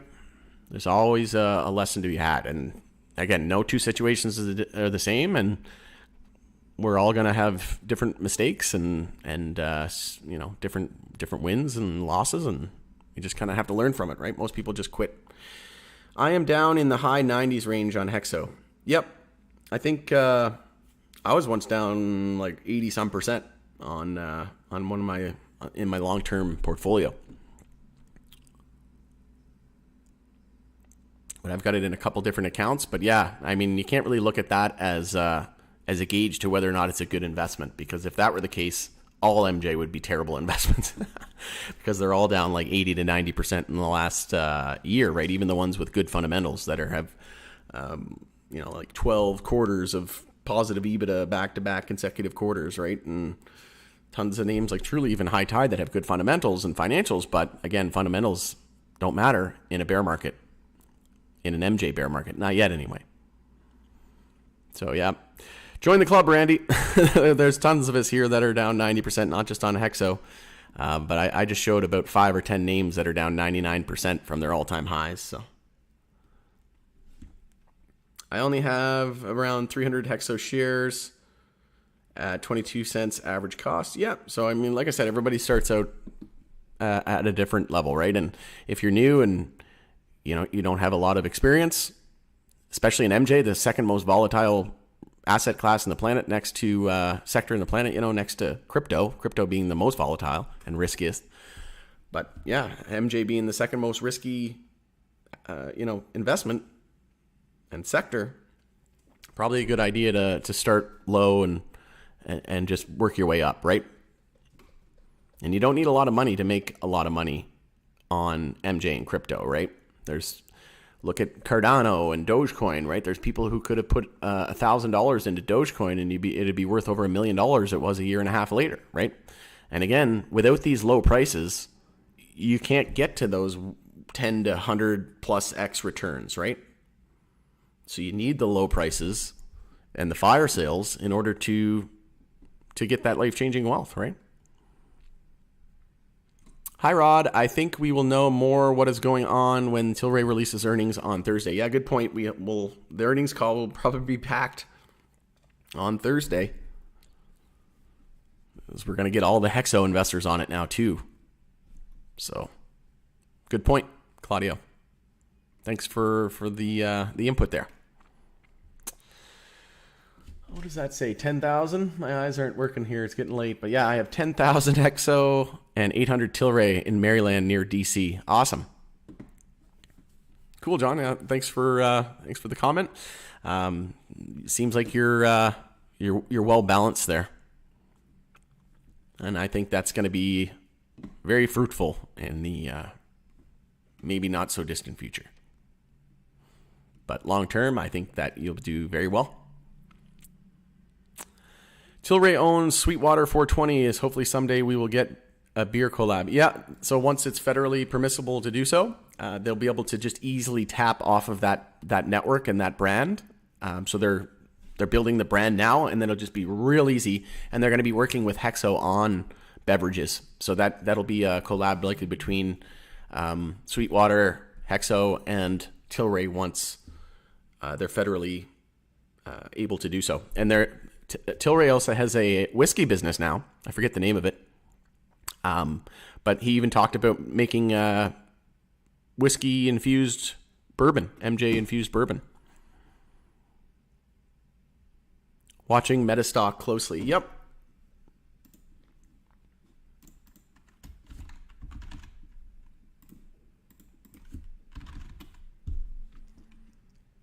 It looks like it could be gearing up for a pretty big move. I want to see us close next week over 175. If we can close over 175 on Meta next week, we could see a pretty massive bounce, in my opinion.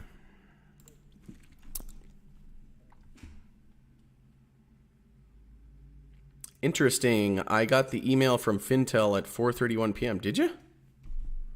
That is interesting. Can you forward me a copy of that email? Just info@pursuitofwealthgroup.com. I'll type it in here.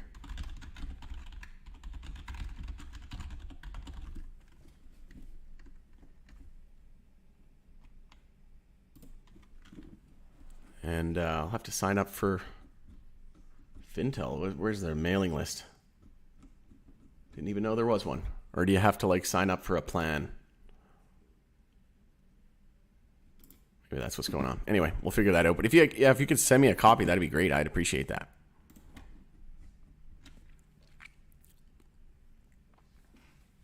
But yeah, that is interesting. What do you think about SNDL?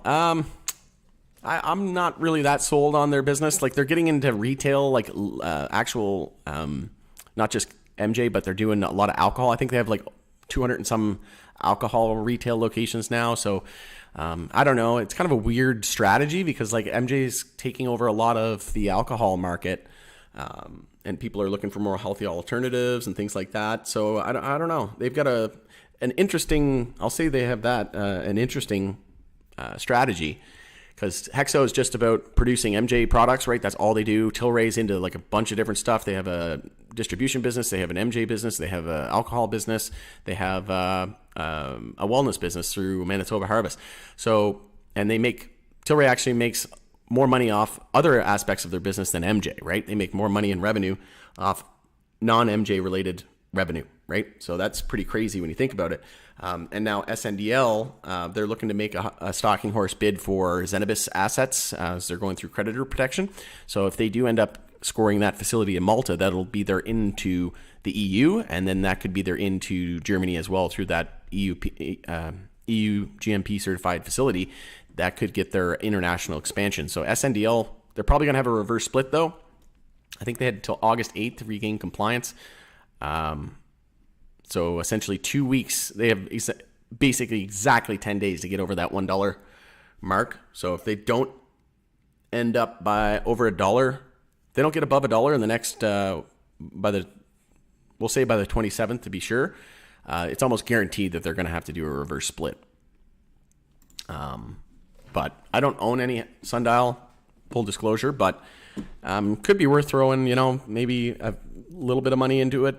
I'm just not sold on the idea. Like I said, I just don't like the idea that they have like 230 some actual retail liquor stores. I just don't know how well that's gonna play out, right? Like Tilray's looking to acquire a majority stake in MedMen, but MedMen's just MJ retail, right? So I don't know. I just don't like the whole alcohol retail that SNDL is going for, but it could be profitable. Does the massive increase in HEXO volume this month play a part in this complicated story? Definitely. Usually volume precedes price as well, right? So if we go back to HEXO here, when it uplisted to the Nasdaq, you can see that price, once we started to bottom out here, we started to see the highest volume near the bottom, right? And usually what marks a bottom and a capitulation bottom is high volume. And we got the highest volume, which was back here in June of 2020. That's basically when I started covering HEXO, was right back here. And my first time I ever bought it. And I held it all the way up to about $8, $9. Then I started selling. And then I started, not in my long-term no-cuts though. I just left that account. I only log in to buy. But in my swing trade, my shorter-term account with HEXO in it, in my RSP, I was selling here near the top. And then I was averaging back in around $7, $5. I was pretty much all back in from when I was selling here, around $5. I went pretty heavy. And then after that, I just added new money. But what happened here is we had the highest record volume ever on the Nasdaq. And then we dropped from that high of that month. We dropped about 53%.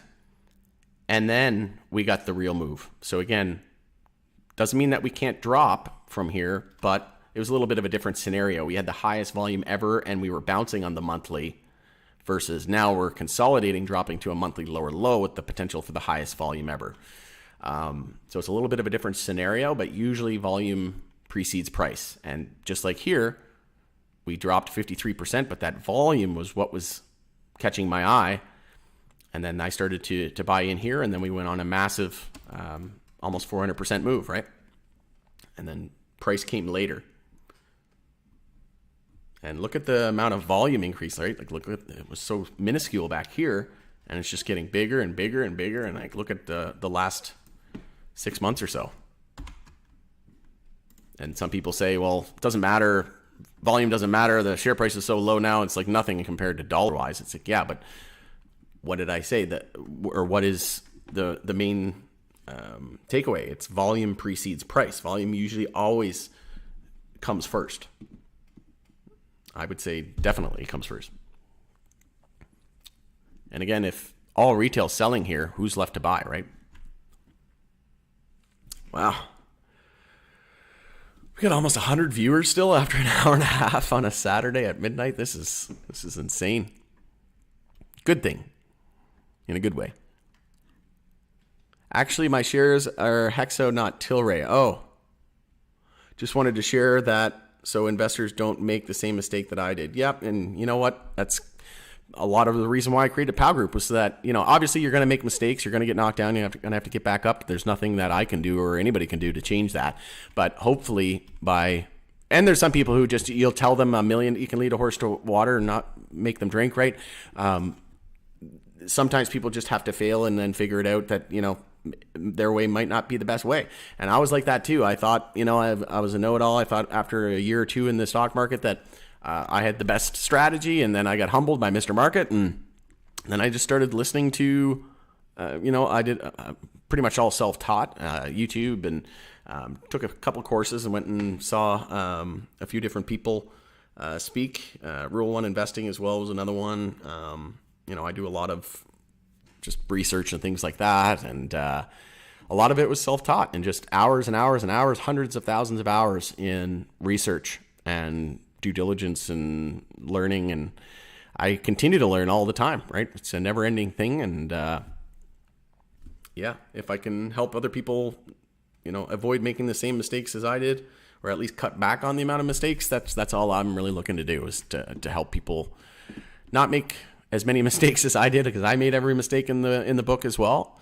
But one thing about me is I will never quit, and I will always get back up. Like, I lost 1 Bitcoin and 2 Ethereum to a crypto exchange, Quadriga. Check out the Netflix documentary on that, The Hunt for the Crypto King.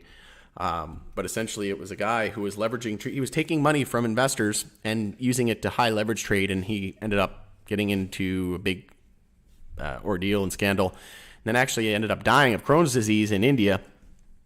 And I lost all my money, and there's still no hope that I could potentially, it's pretty much kiss it goodbye, right? And I'm glad that I learned my lesson with a 5-figure portfolio versus a 6-figure. It was my own stupid fault for putting all my money on one exchange. You should never do that. Just like, if you have a lot of money in one bank account, maybe you should probably have multiple banks, right? If you got $100,000 or something like that in the bank, maybe you want to have 50 in one bank, 50 in the other bank, right? Just good financial management and risk management. Only invest in high risk stocks with money you can afford to lose. Yeah, exactly. And I think that's a lot of the big main learning lesson and takeaway, right? Is that a lot of people went a little too high, a little too hard too quickly, and maybe they invested a little bit more than they were willing to lose. Didn't have a dollar cost averaging approach, right? Aladdin. Not sure what you mean. Does this mean buy or sell HEXO? Well, I can't tell you legally to buy or sell. To be honest, this is not financial advice. I can tell you that I've been buying HEXO. I'm not going to sell any of my HEXO shares, and I'll only buy more because I'm getting close to 75,000 HEXO shares. So I'll only add if we get to 15 cents USD, and then I'll add another little bit around 10 cents if we get there. But beyond that, my bags are packed. I've got a big enough position that I'm just going to wait. If we get to, that's my plan. If we get to 15 or 10 cents, I'll add a couple more times, but I'm pretty much like 98% done buying. But again, I have a lot of shares, so my situation's drastically different likely than a lot of other people. Again, everybody's different. The only positive news this year is the Edmonton Oilers signing Jack Campbell. Yeah, I was hoping they would have got Darcy Kumper. That would have been awesome. But yeah, Jack Campbell should be interesting. It's certainly better than what we had in goal. Oh, man, God loves Smitty boy, but man, we could definitely use Jack in that. That's for sure. Can anyone answer this question? Oh, to buy or sell HEXO? Yeah, like I said, no one can really tell you what to do. You're going to have to make that decision on your own. I think a lot of people here are buying, but like I said, hopefully that answers your question. Redecan pre-rolls are my go-to. Yeah, they're the best product on the market by far. Hands down. And that's why Tilray wants HEXO so bad, right? It's because of that Redecan pre-roll technology. Like Sebastian St. Louis said, that Reddy's pre-roll technology, which came from Grand River Enterprises, a tobacco company, that pre-roll technology, he said, was worth over $1 billion alone. So no wonder Tilray wanted to offer Redecan $1.4 billion when they turned Tilray down and went for $925 million from the HEXO offer, right? So again, that speaks volumes. And ever since HEXO went after Redecan and got Redecan, that's when Tilray's been just pounding at their door trying to get control of them, right? And then in November tried to buy them for $3 a share, and now here we are. Basically, Tilray's just doing whatever they can, right? If it's a hostile takeover, they don't care. They need their piece of the pie, right? Because they know HEXO's going to be a monster. I bought 200 at 24.5 cents just to test out my trading account. It's a contrarian buy. I know their product sells. I spend $50 a week on their products. Why not invest in it? Exactly, right? And invest in products that you love and that make sense. And yeah, I'll always be buying HEXO's products. Like, to be honest, I bought some Tilray flour. I bought, what was it? Sunset Sherbet or Sherbet. I don't know how you pronounce it, but Sherbet, I think it is. I was pretty disappointed. It was like $35 for an eighth. And I mean, it's good stuff, but I mean, Cannara Biotech is way better stuff at better prices. And that same eighth in Ontario is like $50. So we get a pretty good here in Alberta where it was only like $35, but I mean, wow, right? Like, I was just not impressed at all. Like, I'd rather the Cold Creek Kush from Redecan, at like $70 an ounce, right? So it's just, yeah. I can get the King Pack of Wappas in the Reddies here in Alberta with tax comes to $92. And they're trying to charge me $35 for 3.5 grams of Broken Coast. No thanks. But yeah, I don't buy any Tilray products. I don't really buy any products other than HEXO, to be honest. And that's not just because I'm invested in HEXO. I own like 12 different MJ companies, right? But that's just the only ones I want to buy. And that I'll continue to buy. And I think leading into this recession, people are going to be opting out of the 200-ounce price, tag to go with something a little bit more economical. And it's good stuff, right?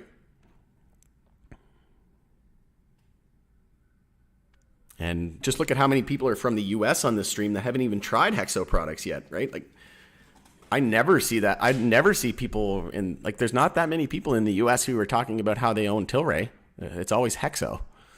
And keep in mind, they haven't tried either of their products. But, I mean, if they did try HEXO products, I could almost guarantee you they would love them way more than Tilray's. And again, that's not me. I own Tilray too. But two very different businesses, right? Tilray makes more money off alcohol than it does off MJ. So we gotta kind of face the facts here and be honest, right? 50K HEXO shares, 10K Tilray shares, baby going strong, ready to retire this decade. Yeah, I'm pretty much like 70% retired. I mean, I could probably just, do this full time and invest full time and trade full time if I wanted, but I'm buying another condo. I'd never just like retire. I'd always keep working anyway. And like, I'm starting an Airbnb and I'm a busybody. I'm always into something. And, yeah, I'm just, while we're going through this MJ bear market, I'm focusing more on real estate. Like I said, I'm buying a condo. It's going to close next week on Thursday. So the same day Tilray earnings come out. my condo closes. So that's exciting. Thursday's going to be interesting. What's the breaking news? The breaking news is Tilray converted the debt and now owns 48% of HEXO. 564 million shares and change. I scalp trade 3 days a week on news and volume, among other factors. My daily goal is a small 125 US. Yeah, and like everybody's goal is different. Some people $100, $1,000, right? Day maker, week maker, whatever, you want to, like, trading is way different than investing, right? They're two very different things. And I used to do both a lot, but ever since COVID lockdowns and everything stopped, I haven't been trading at all. Like, I worked in IT for 15 years, and sitting down, my neck and my back has taken a pretty big toll. So I try to, here I am on 3 hours with the live streams there back to back. But, I don't know if you heard that. My neck just cracked. But I don't like I don't like working a job. I don't like working for other people. And I find like trading is like you constantly have to do it. And I don't want to have to like rely on trading to make an income. But I'm not saying that, you can't do that. But yeah, if you go to the Academy on my page and then visit the Academy, I have a free course here as well. And I go over investor versus trader. Why do you want to invest / trade? And then I have like 30 modules here and 3 chapters. But essentially you can check that out if you'd like to, if you're so interested. But yeah, I think having an investor portfolio and a long-term portfolio is very smart. And then having an account to trade and swing trade and things like that. That's what I do. I have a long-term no touch where I just only buy and then sell when I'm financially enticed to sell. And then in my trading, swing trade, I use my RSP because careful if you're in a TFSA. I'm not, again, not legal advice. I'm not a legal or financial expert or legally able to give advice legally or financially. But don't trade in a TFSA. You'll probably get flagged. I heard my tax specialist said that he had a client that got taken to trial by the CRA, and she made like 12 trades or something that year, and they took all of her gains. She had like $70,000 in capital gains. They took all of it. So just be careful. In an RSP, it gets taxed when you take the money out. So I was told that you can trade as much as you want in an RSP. And if you're in the US, ignore everything that I just said. But that's what it is in Canada. I think in the US, there's different day trading rules and things like that.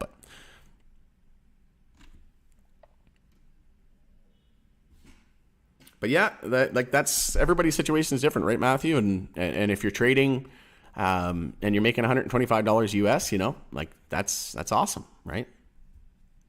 I did the same in the beginning too. I used to trade all the time, and like I said, I just don't like being glued to the computer. When I was trading, I was I couldn't even, I have to take my phone off, turn my phone off. My girlfriend would come in to talk to me, and I'd be like, nope, like I'm trading, and she'd be like, no, just 5 minutes, and you're like, no, you don't understand. Like I have to lock myself in a room, and I can't pay attention to anything else. Like that's what day trading is, right? And swing trading is a little different than that, but definitely day trading. You need like 110% of your attention, right? So, but yeah, like I don't really need any more money, to be honest. Like, again, I'm not gloating, I'm not bragging or anything like that. I'm just saying, like, I made a lot of money off real estate in the East Coast. I bought 2 properties like 7-8 years ago, and they over doubled. And I had a friend that bought a house in PEI about 4 years ago, and it over doubled in 3 years, right? It went absolutely ballistic during COVID. And yeah, well, one of my properties almost doubled, and the other one doubled. And it doesn't take a whole lot of money, or it doesn't take a whole lot of what am I trying to say here? It doesn't take very much, in terms of gains and in real estate to make life-changing wealth, right? Like 100% gains in the real estate market is like unheard of, right? In that short a period of time. So even like a 20 or 30% gain in real estate is life-changing, right? But 100% gain, yeah. So like, and that was I just sold those properties last year. So that's why I haven't been trading as much and stuff, just because, yeah, I don't really need the extra money. And now that everything's opening back up, there's no more lockdowns. I've just been getting out and enjoying. I've been doing a lot of traveling. Went to Florida and Vegas 2 or 3 times, and the East Coast a couple times, and I've been all over the place. And I think I've got my traveling done for a little while, but went to MJ BizCon last year as well. So yeah, I've had a lot of pent up travel demand in me, and yeah. If you own about 25,000 shares of HEXO, how many Tilray shares do you think we would get, just in your opinion? Well, 25,000 shares of HEXO, I don't know what your average price is. Average price would have to would mean a lot as well. But if you have 25,000 shares of HEXO, and we'll say 20 cents, that's about, if you invested $5,000 today into HEXO, you could get 25,000 shares. So I would more or less think about it on a average cost basis, right? So if you've got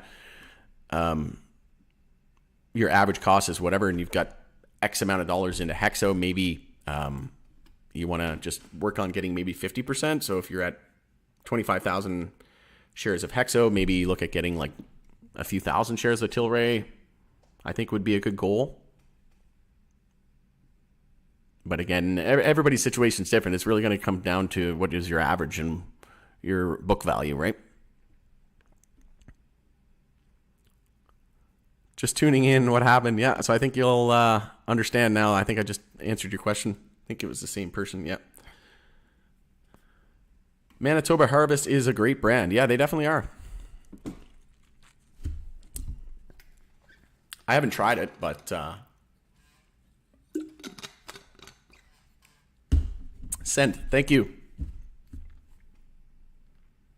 Thanks for sending that email. Just opening my email here right now.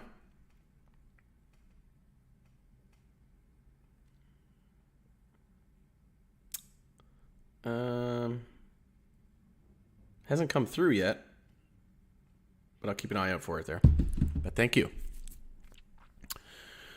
HEXO made me $325 US from Monday to Friday. I day trade from an offshore account in the Cayman Islands. Nice. You should check out the Cayman Crocs. There's a new NFT project in the Cayman Islands. I was actually looking at those NFTs. Pretty cool use case. But I'd love to go to the Cayman Islands. That's one of my top destinations. But I also have losers. Goal is 3-for-1 winners to losers. Yeah, exactly. It's all about ratios when you're risk to reward, right? In ratios.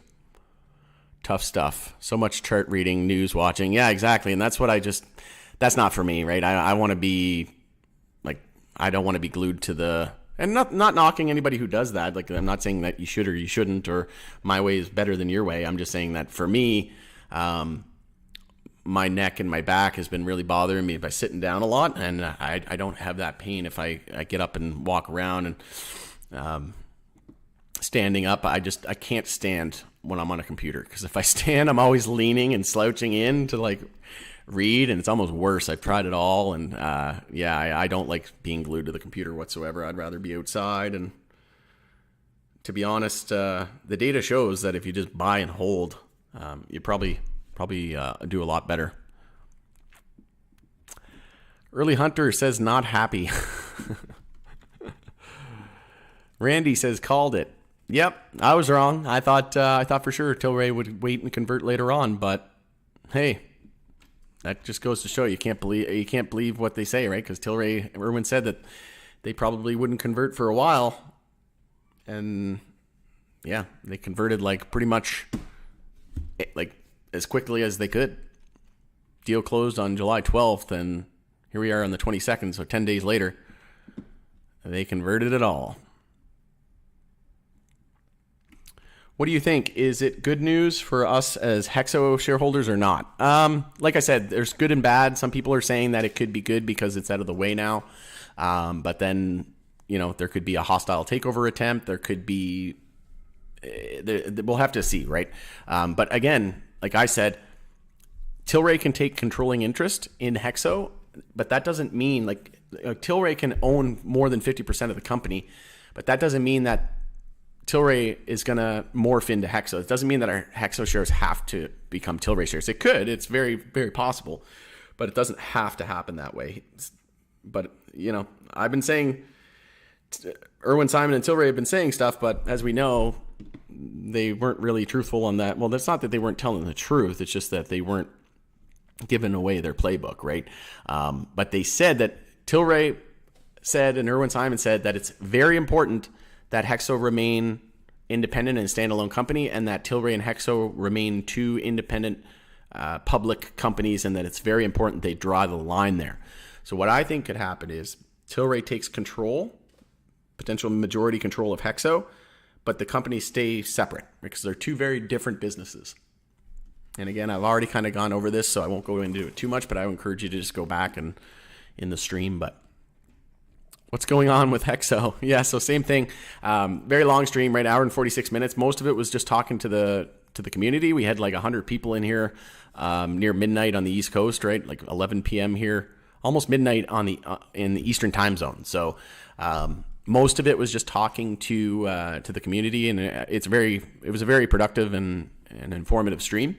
But like I said, if you go back after the stream's over, watch the first 10, 15 minutes, I do a quick recap. And any time on these live streams, right, they usually go an hour and a half, sometimes 2 hours, because of how many people's in here and the questions. So usually the first few minutes of the stream is where I summarize, give my thoughts and opinions. So if an hour and a half is too long, I mean, I would encourage you, like they say, it takes 10,000 hours to become an expert at anything.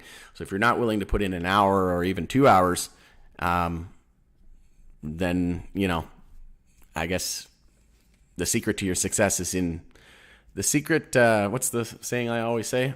The secret to your success or failure is hidden in your daily routine, right?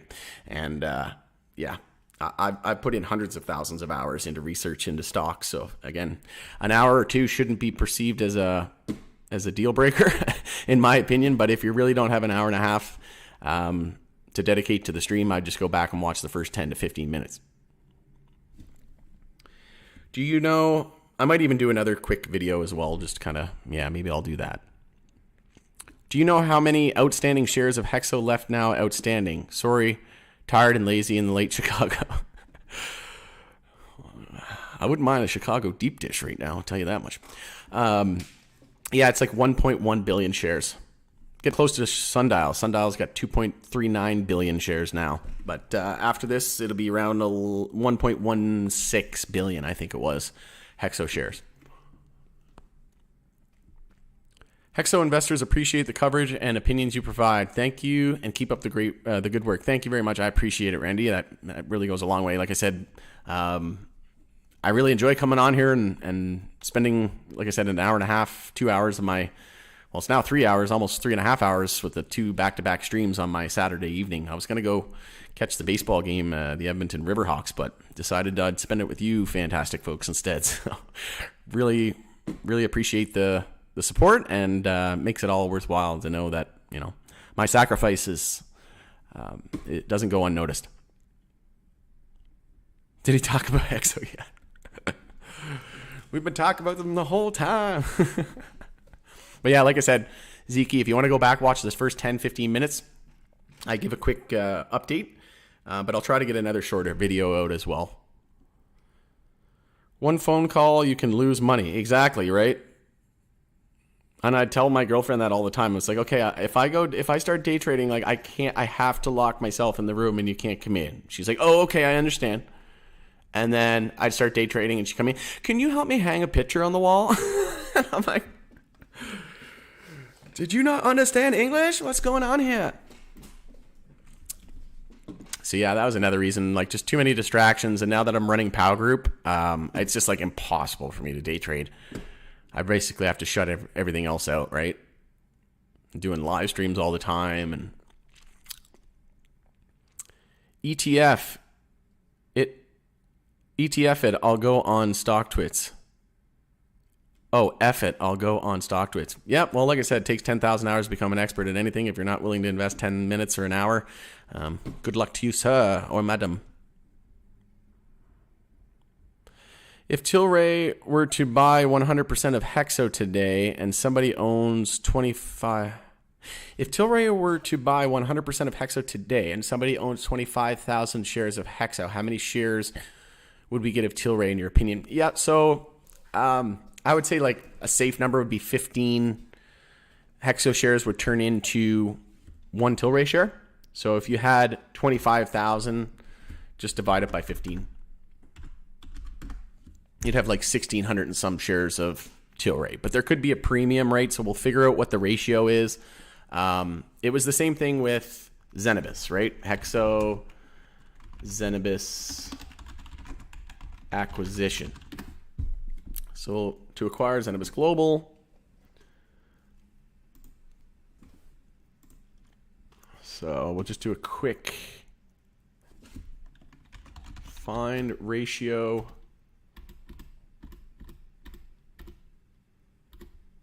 So 235 million, the transaction under the terms of the agreement, shareholders will receive 0.01772 of a HEXO common share in exchange for each Zenabis common share. The exchange ratio implies a premium per common share of Zenabis of approximately 19%. So the average is 20%. The average is 20%, and we could see it as high as 40%, right? With Canopy and Supreme, the ratio ended up being like 40%. So it could be, we could get even more than that, right? It just depends what the premium is. So that's why I said kind of to be continued, like we were saying in Pow Group as well. We just don't know yet, right? So we'll hope for as many as we can if that happens. But again, we're kind of getting ahead of ourselves.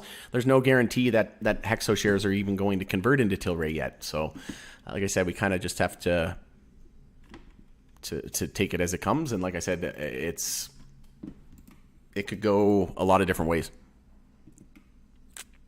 But good question. Hopefully that helps, Claudio. Jeffrey says, this is great news. I'm in Tilray big. Yeah, definitely great for Tilray. No denying that. They played it well, 3D chess to the max. But just curious, though, Jeffrey, why do you think it's great news? Just curious why, what your thought process is. Thanks for everything, man. As always, you're welcome. Thanks, Tank. Appreciate it. Seems possible for someone to soak up all of the outstanding shares for around 200 million US. Yeah, we'll see. I can't imagine it being anybody else other than Tilray.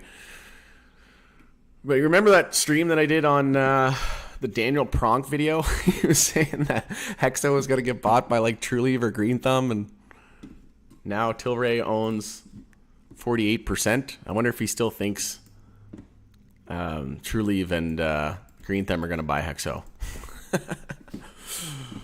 Funny.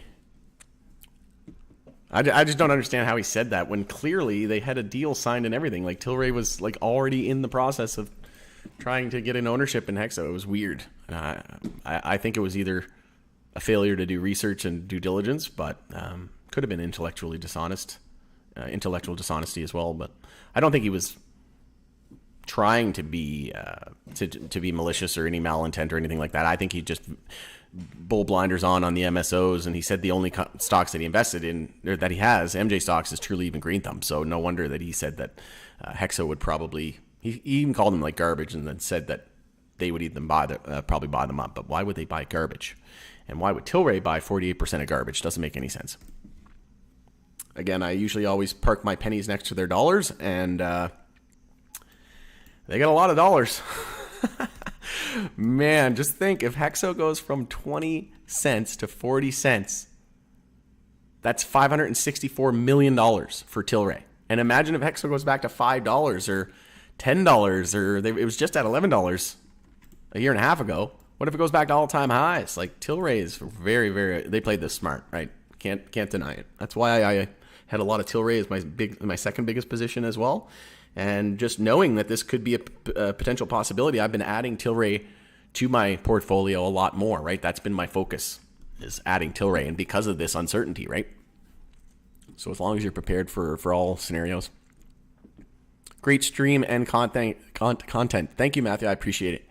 Like I said, it definitely doesn't go unnoticed, the support. It really means a lot, so. What if U.S. doesn't legalize for 5 or 6 more years? Well, we know Germany's coming online. We know New York's set to legalize into the fall, recreational sales. We know more and more states could legalize into the fall as well. What is there, like 18 states now or something like that? That's either medical or full-blown recreational. Maybe even higher than that now. Might have even been into the low 20s, but there's still so much growth just to be had in Canada. I've said this time and time again. We don't even have vapes in Quebec yet. Edibles just started to roll out in Quebec. We don't have Redecan Readies in Quebec yet. What else? There's still a 30-gram limit purchase on one order. There's still the drink limits of 5 per order. We don't have Tilray. Irwin Simon, CEO, said we need to get beverages and things like that in convenience stores and grocery stores. So that's something that could come. We could see beverages in restaurants and events, and musics and concerts, events, things like that, venues. There's so much growth just in Canada. And then Tilray and HEXO are going to just dominate Germany, right? Now working together, and HEXO is going to source all of their international products, excluding Canada, and HEXO is going to source its international products, excluding Canada and US, from Tilray. So just from a Germany perspective, that's a ton of opportunity there as well. And Tilray's headquartered in New York, and New York's coming online for rec sales. We know that HEXO's selling products through Trust JV with Molson Coors. They're in 24 different states now, I think, with the Trust CBD USA. And there's a potential for white labeling, and they're talking about a potential MSO partnership and reinvigorating the HEXO US entity. So I really don't think it's going to be 5 or 6 years before the US legalizes. I can't see it taking that long. But it could, but I'm prepared to wait that long if I have to. But, patience will be rewarded ultimately. And if we have to wait 5 or 6 years, the next bull run in MJ, and especially when the US legalizes, is going to be epic, right? It's going to be well worth the wait, in my opinion. Then keep holding. Yeah, exactly. I wonder if they pulled the trigger on the conversion because the CPG partner announcement next week. Please don't ban me. Yeah, exactly. You said CPG partner? That's completely what was unsubstantiated hype. BS hype. You shouldn't say CPG partner. Don't you know that's cancel culture? Don't you know the social media police is going to be knocking on your door any second? Even though an executive and director at HEXO told us that. Oh, yeah, completely unfounded and unsubstantiated bullshit, right? Yeah, okay. And if anybody didn't catch the reference, it has to do with the Reddit video that I just did. My worry is the U.S. wins elections and won't legalize. Yeah, it's possible. I think the Dems might make a strong push, though, to get at least safe banking passed and then descheduling. And then that might happen first, and then that'll be our stepping stones toward full-blown legalization. Keeping me calm. Hype. Yeah, I guess I sometimes some days you get triggered more than others, and some days it's easy to tune out the trolls. And then some days it's not as easy. But I'm always I try to be respectful and as much as I can, but I'll also call people out, right? If you're spouting BS and telling me that I'm spouting BS without telling me why I'm spouting BS, if you just tell me I'm spouting BS and being unsubstantiated and spreading unsubstantiated hype and BS, well, you better tell me why and give me reasons why you think that and give me examples of why I'm spreading hype and unsubstantiated hype, right? Because I can guarantee you everything that you tell me, I'm going to come back with proof as to why it's not unsubstantiated or unfounded, right? Because I would never say something like that just for the sake of saying it. New subscriber, Vic Staves. Thanks for your subscription. I appreciate it. When will HEXO do a reverse split 14-1? Well, they have the approval. They already have shareholder approval. But in my opinion, I would just go watch this video. I just did a video, and it's only like 2 minutes. This 2-minute video here, 3 minute. Oh, sorry, 3 minute. Hopefully that's not a deal breaker. But if that's short enough for you, go watch that. And I talk about how I think they're going to get a Nasdaq extension. before a reverse split. And again, if we do see HEXO shares convert into Tilray shares at some point, they might not need a reverse split, right? Because if HEXO shares convert into Tilray, then HEXO would no longer be on the Nasdaq anyway. So we're kind of just taking it day by day, right? I think they're going to get an extension, and then we'll have until January 25th, and then we'll easily regain compliance, in my opinion, by then. Could this deal be a catalyst to $1? Absolutely. And then, like I said, safe banking getting added to the defense bill amendment to that bill. And then, like I said, the big push from Congress to get that something passed before August recess. And then Schumer's bill dropping. We have a meeting scheduled. Like, this week's going to be huge, you guys. We got the congressional meeting on the new Schumer bill and Cory Booker, I think it was, and a few other Congress members. So we got the Congress bill meeting scheduled for this week. I don't know the exact date, so apologies. I don't even know if they told us. But they said next week.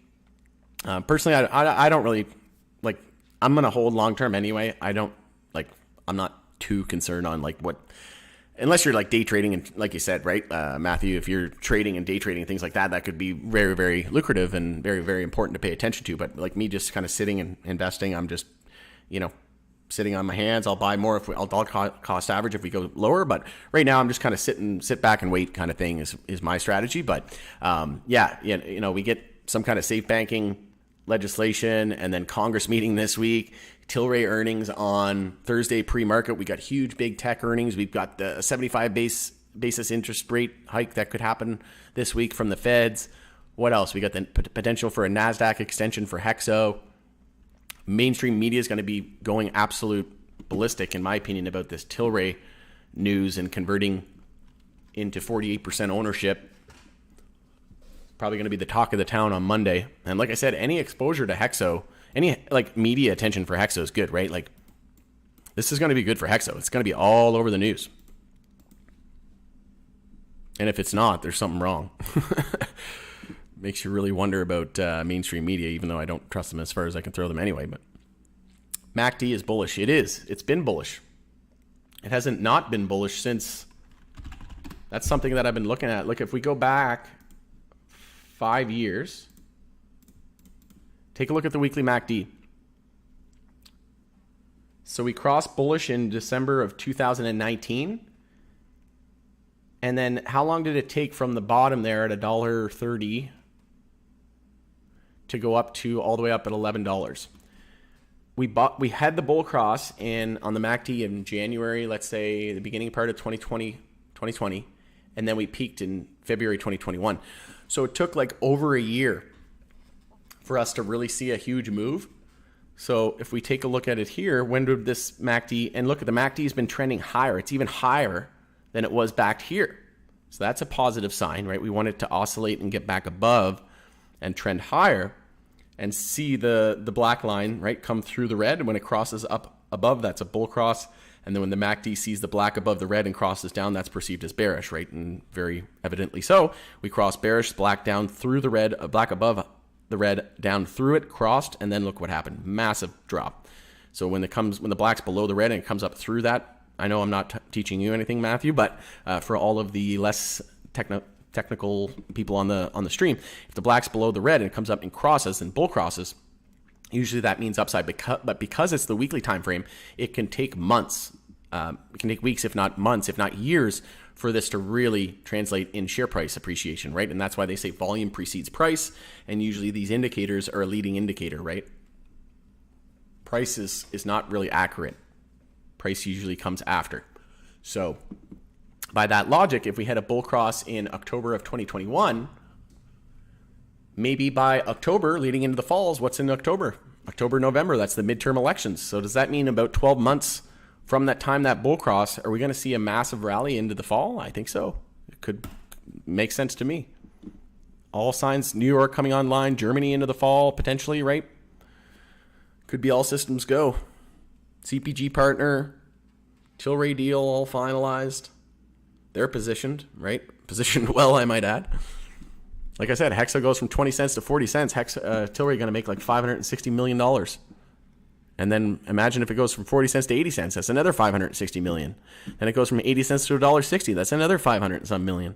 And then every dollar after that, Cha-ching. I have long and short money. Yeah, you bet. Way more long. Yeah.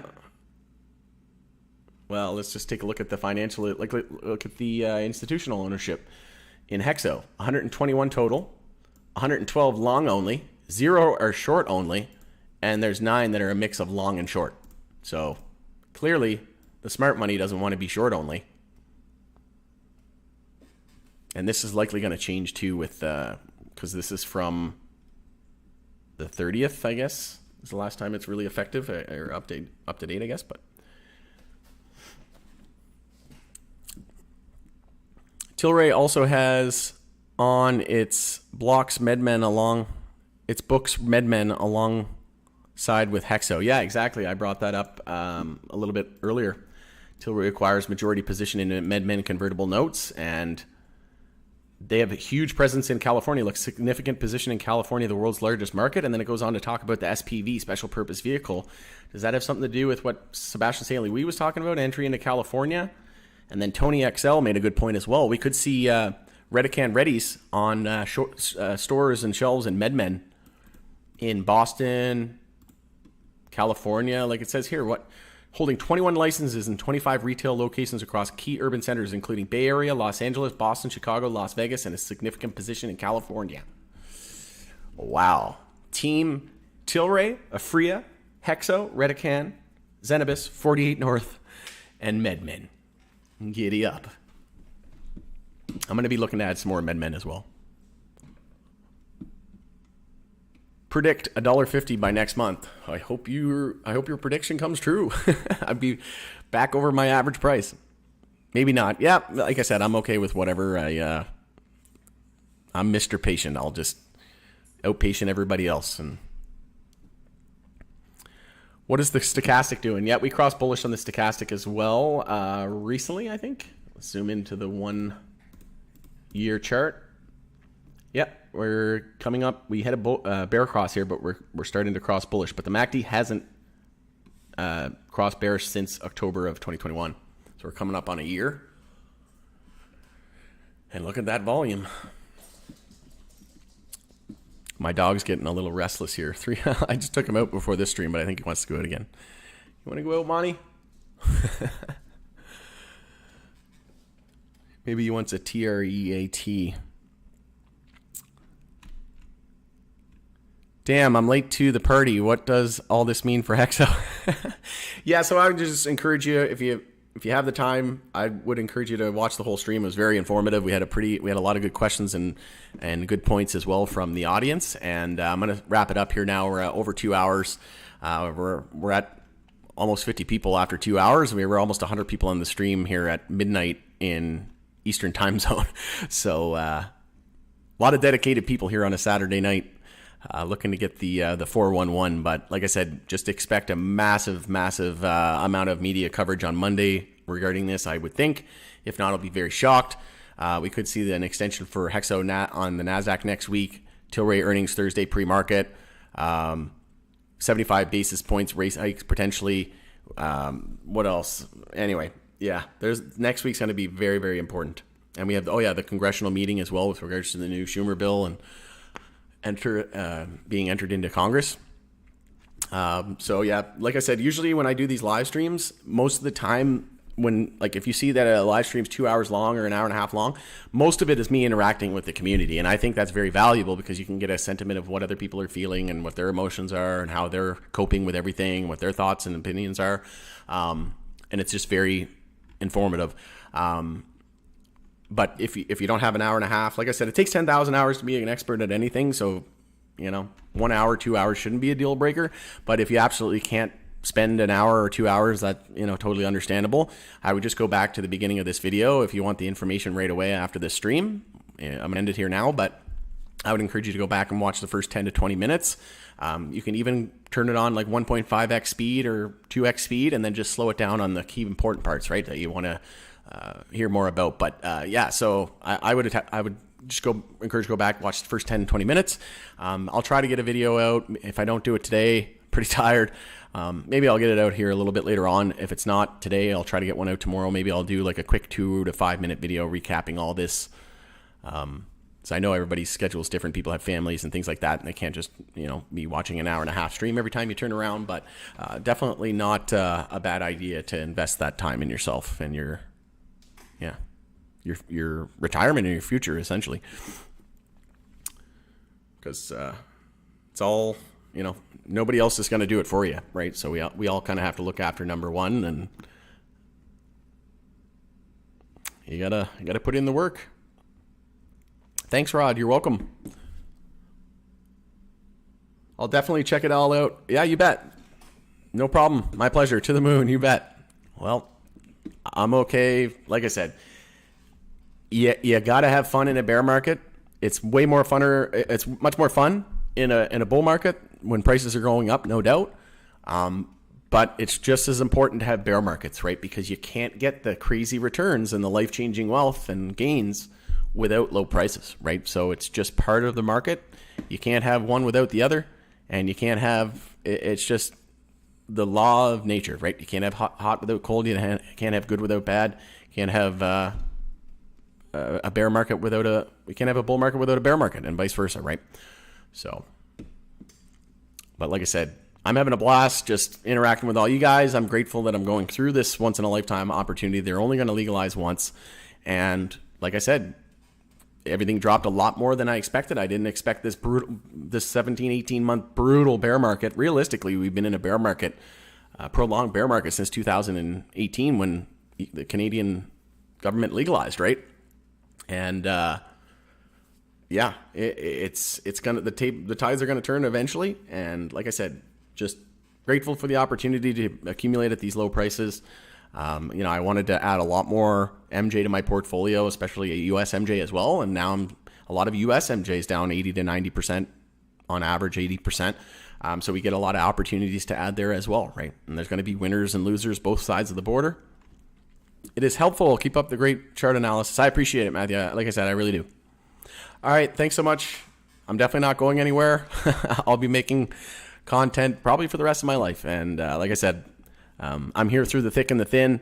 A lot of people, channels, they only come on and talk about MJ when it's cool and it's hip and it's, there's a lot of hype, and they don't want to look bad, right? They don't want to talk about MJ because it's in a bear market. It's not going to get them a whole lot of views and things like that, but that's not how I roll. I come on here and I'm more active with the community more in a bear market because I'm an MJ centric channel. We specialize in MJ and then crypto. But my main focus is MJ. And like I said, I'm certainly not going to leave people high and dry in the most needed time, which is in the bear markets, where a lot of people need some reassurance and just different perspectives and just, overall giving you my experience and this isn't the first time I've lived through a 90% correction. Won't be the last, right? And that's something you can take away as well, is if you're listening to my voice right now, this won't be the last time that a market drops 90%. MJ is going to drop 90% again someday, more than likely. Netflix dropped 80% there a couple months ago in 6 months from the beginning of the year, right? So it's not, everything's risky. When you're in stocks and crypto and investing, it's all risky, right? So this won't be the last time we enter a bear market, and now you're more equipped for the next time. But yeah, absolutely. I'm going to be here. I'll be making content forever. So thanks again. If you can share the video with anybody that might find value, I'd appreciate it. Smash the like, helps with the YouTube algorithm. And if you're new, subscribe, tick the bell. You'll be notified next time that I go live. All right, going to end it there. Hope you have a fantastic rest of your weekend. And I'll try to get another shortened video out soon. But if not, we'll talk to you guys in a couple of days. Definitely get a video out on Monday. So, all right, thanks again, guys, and we'll see you on the next video.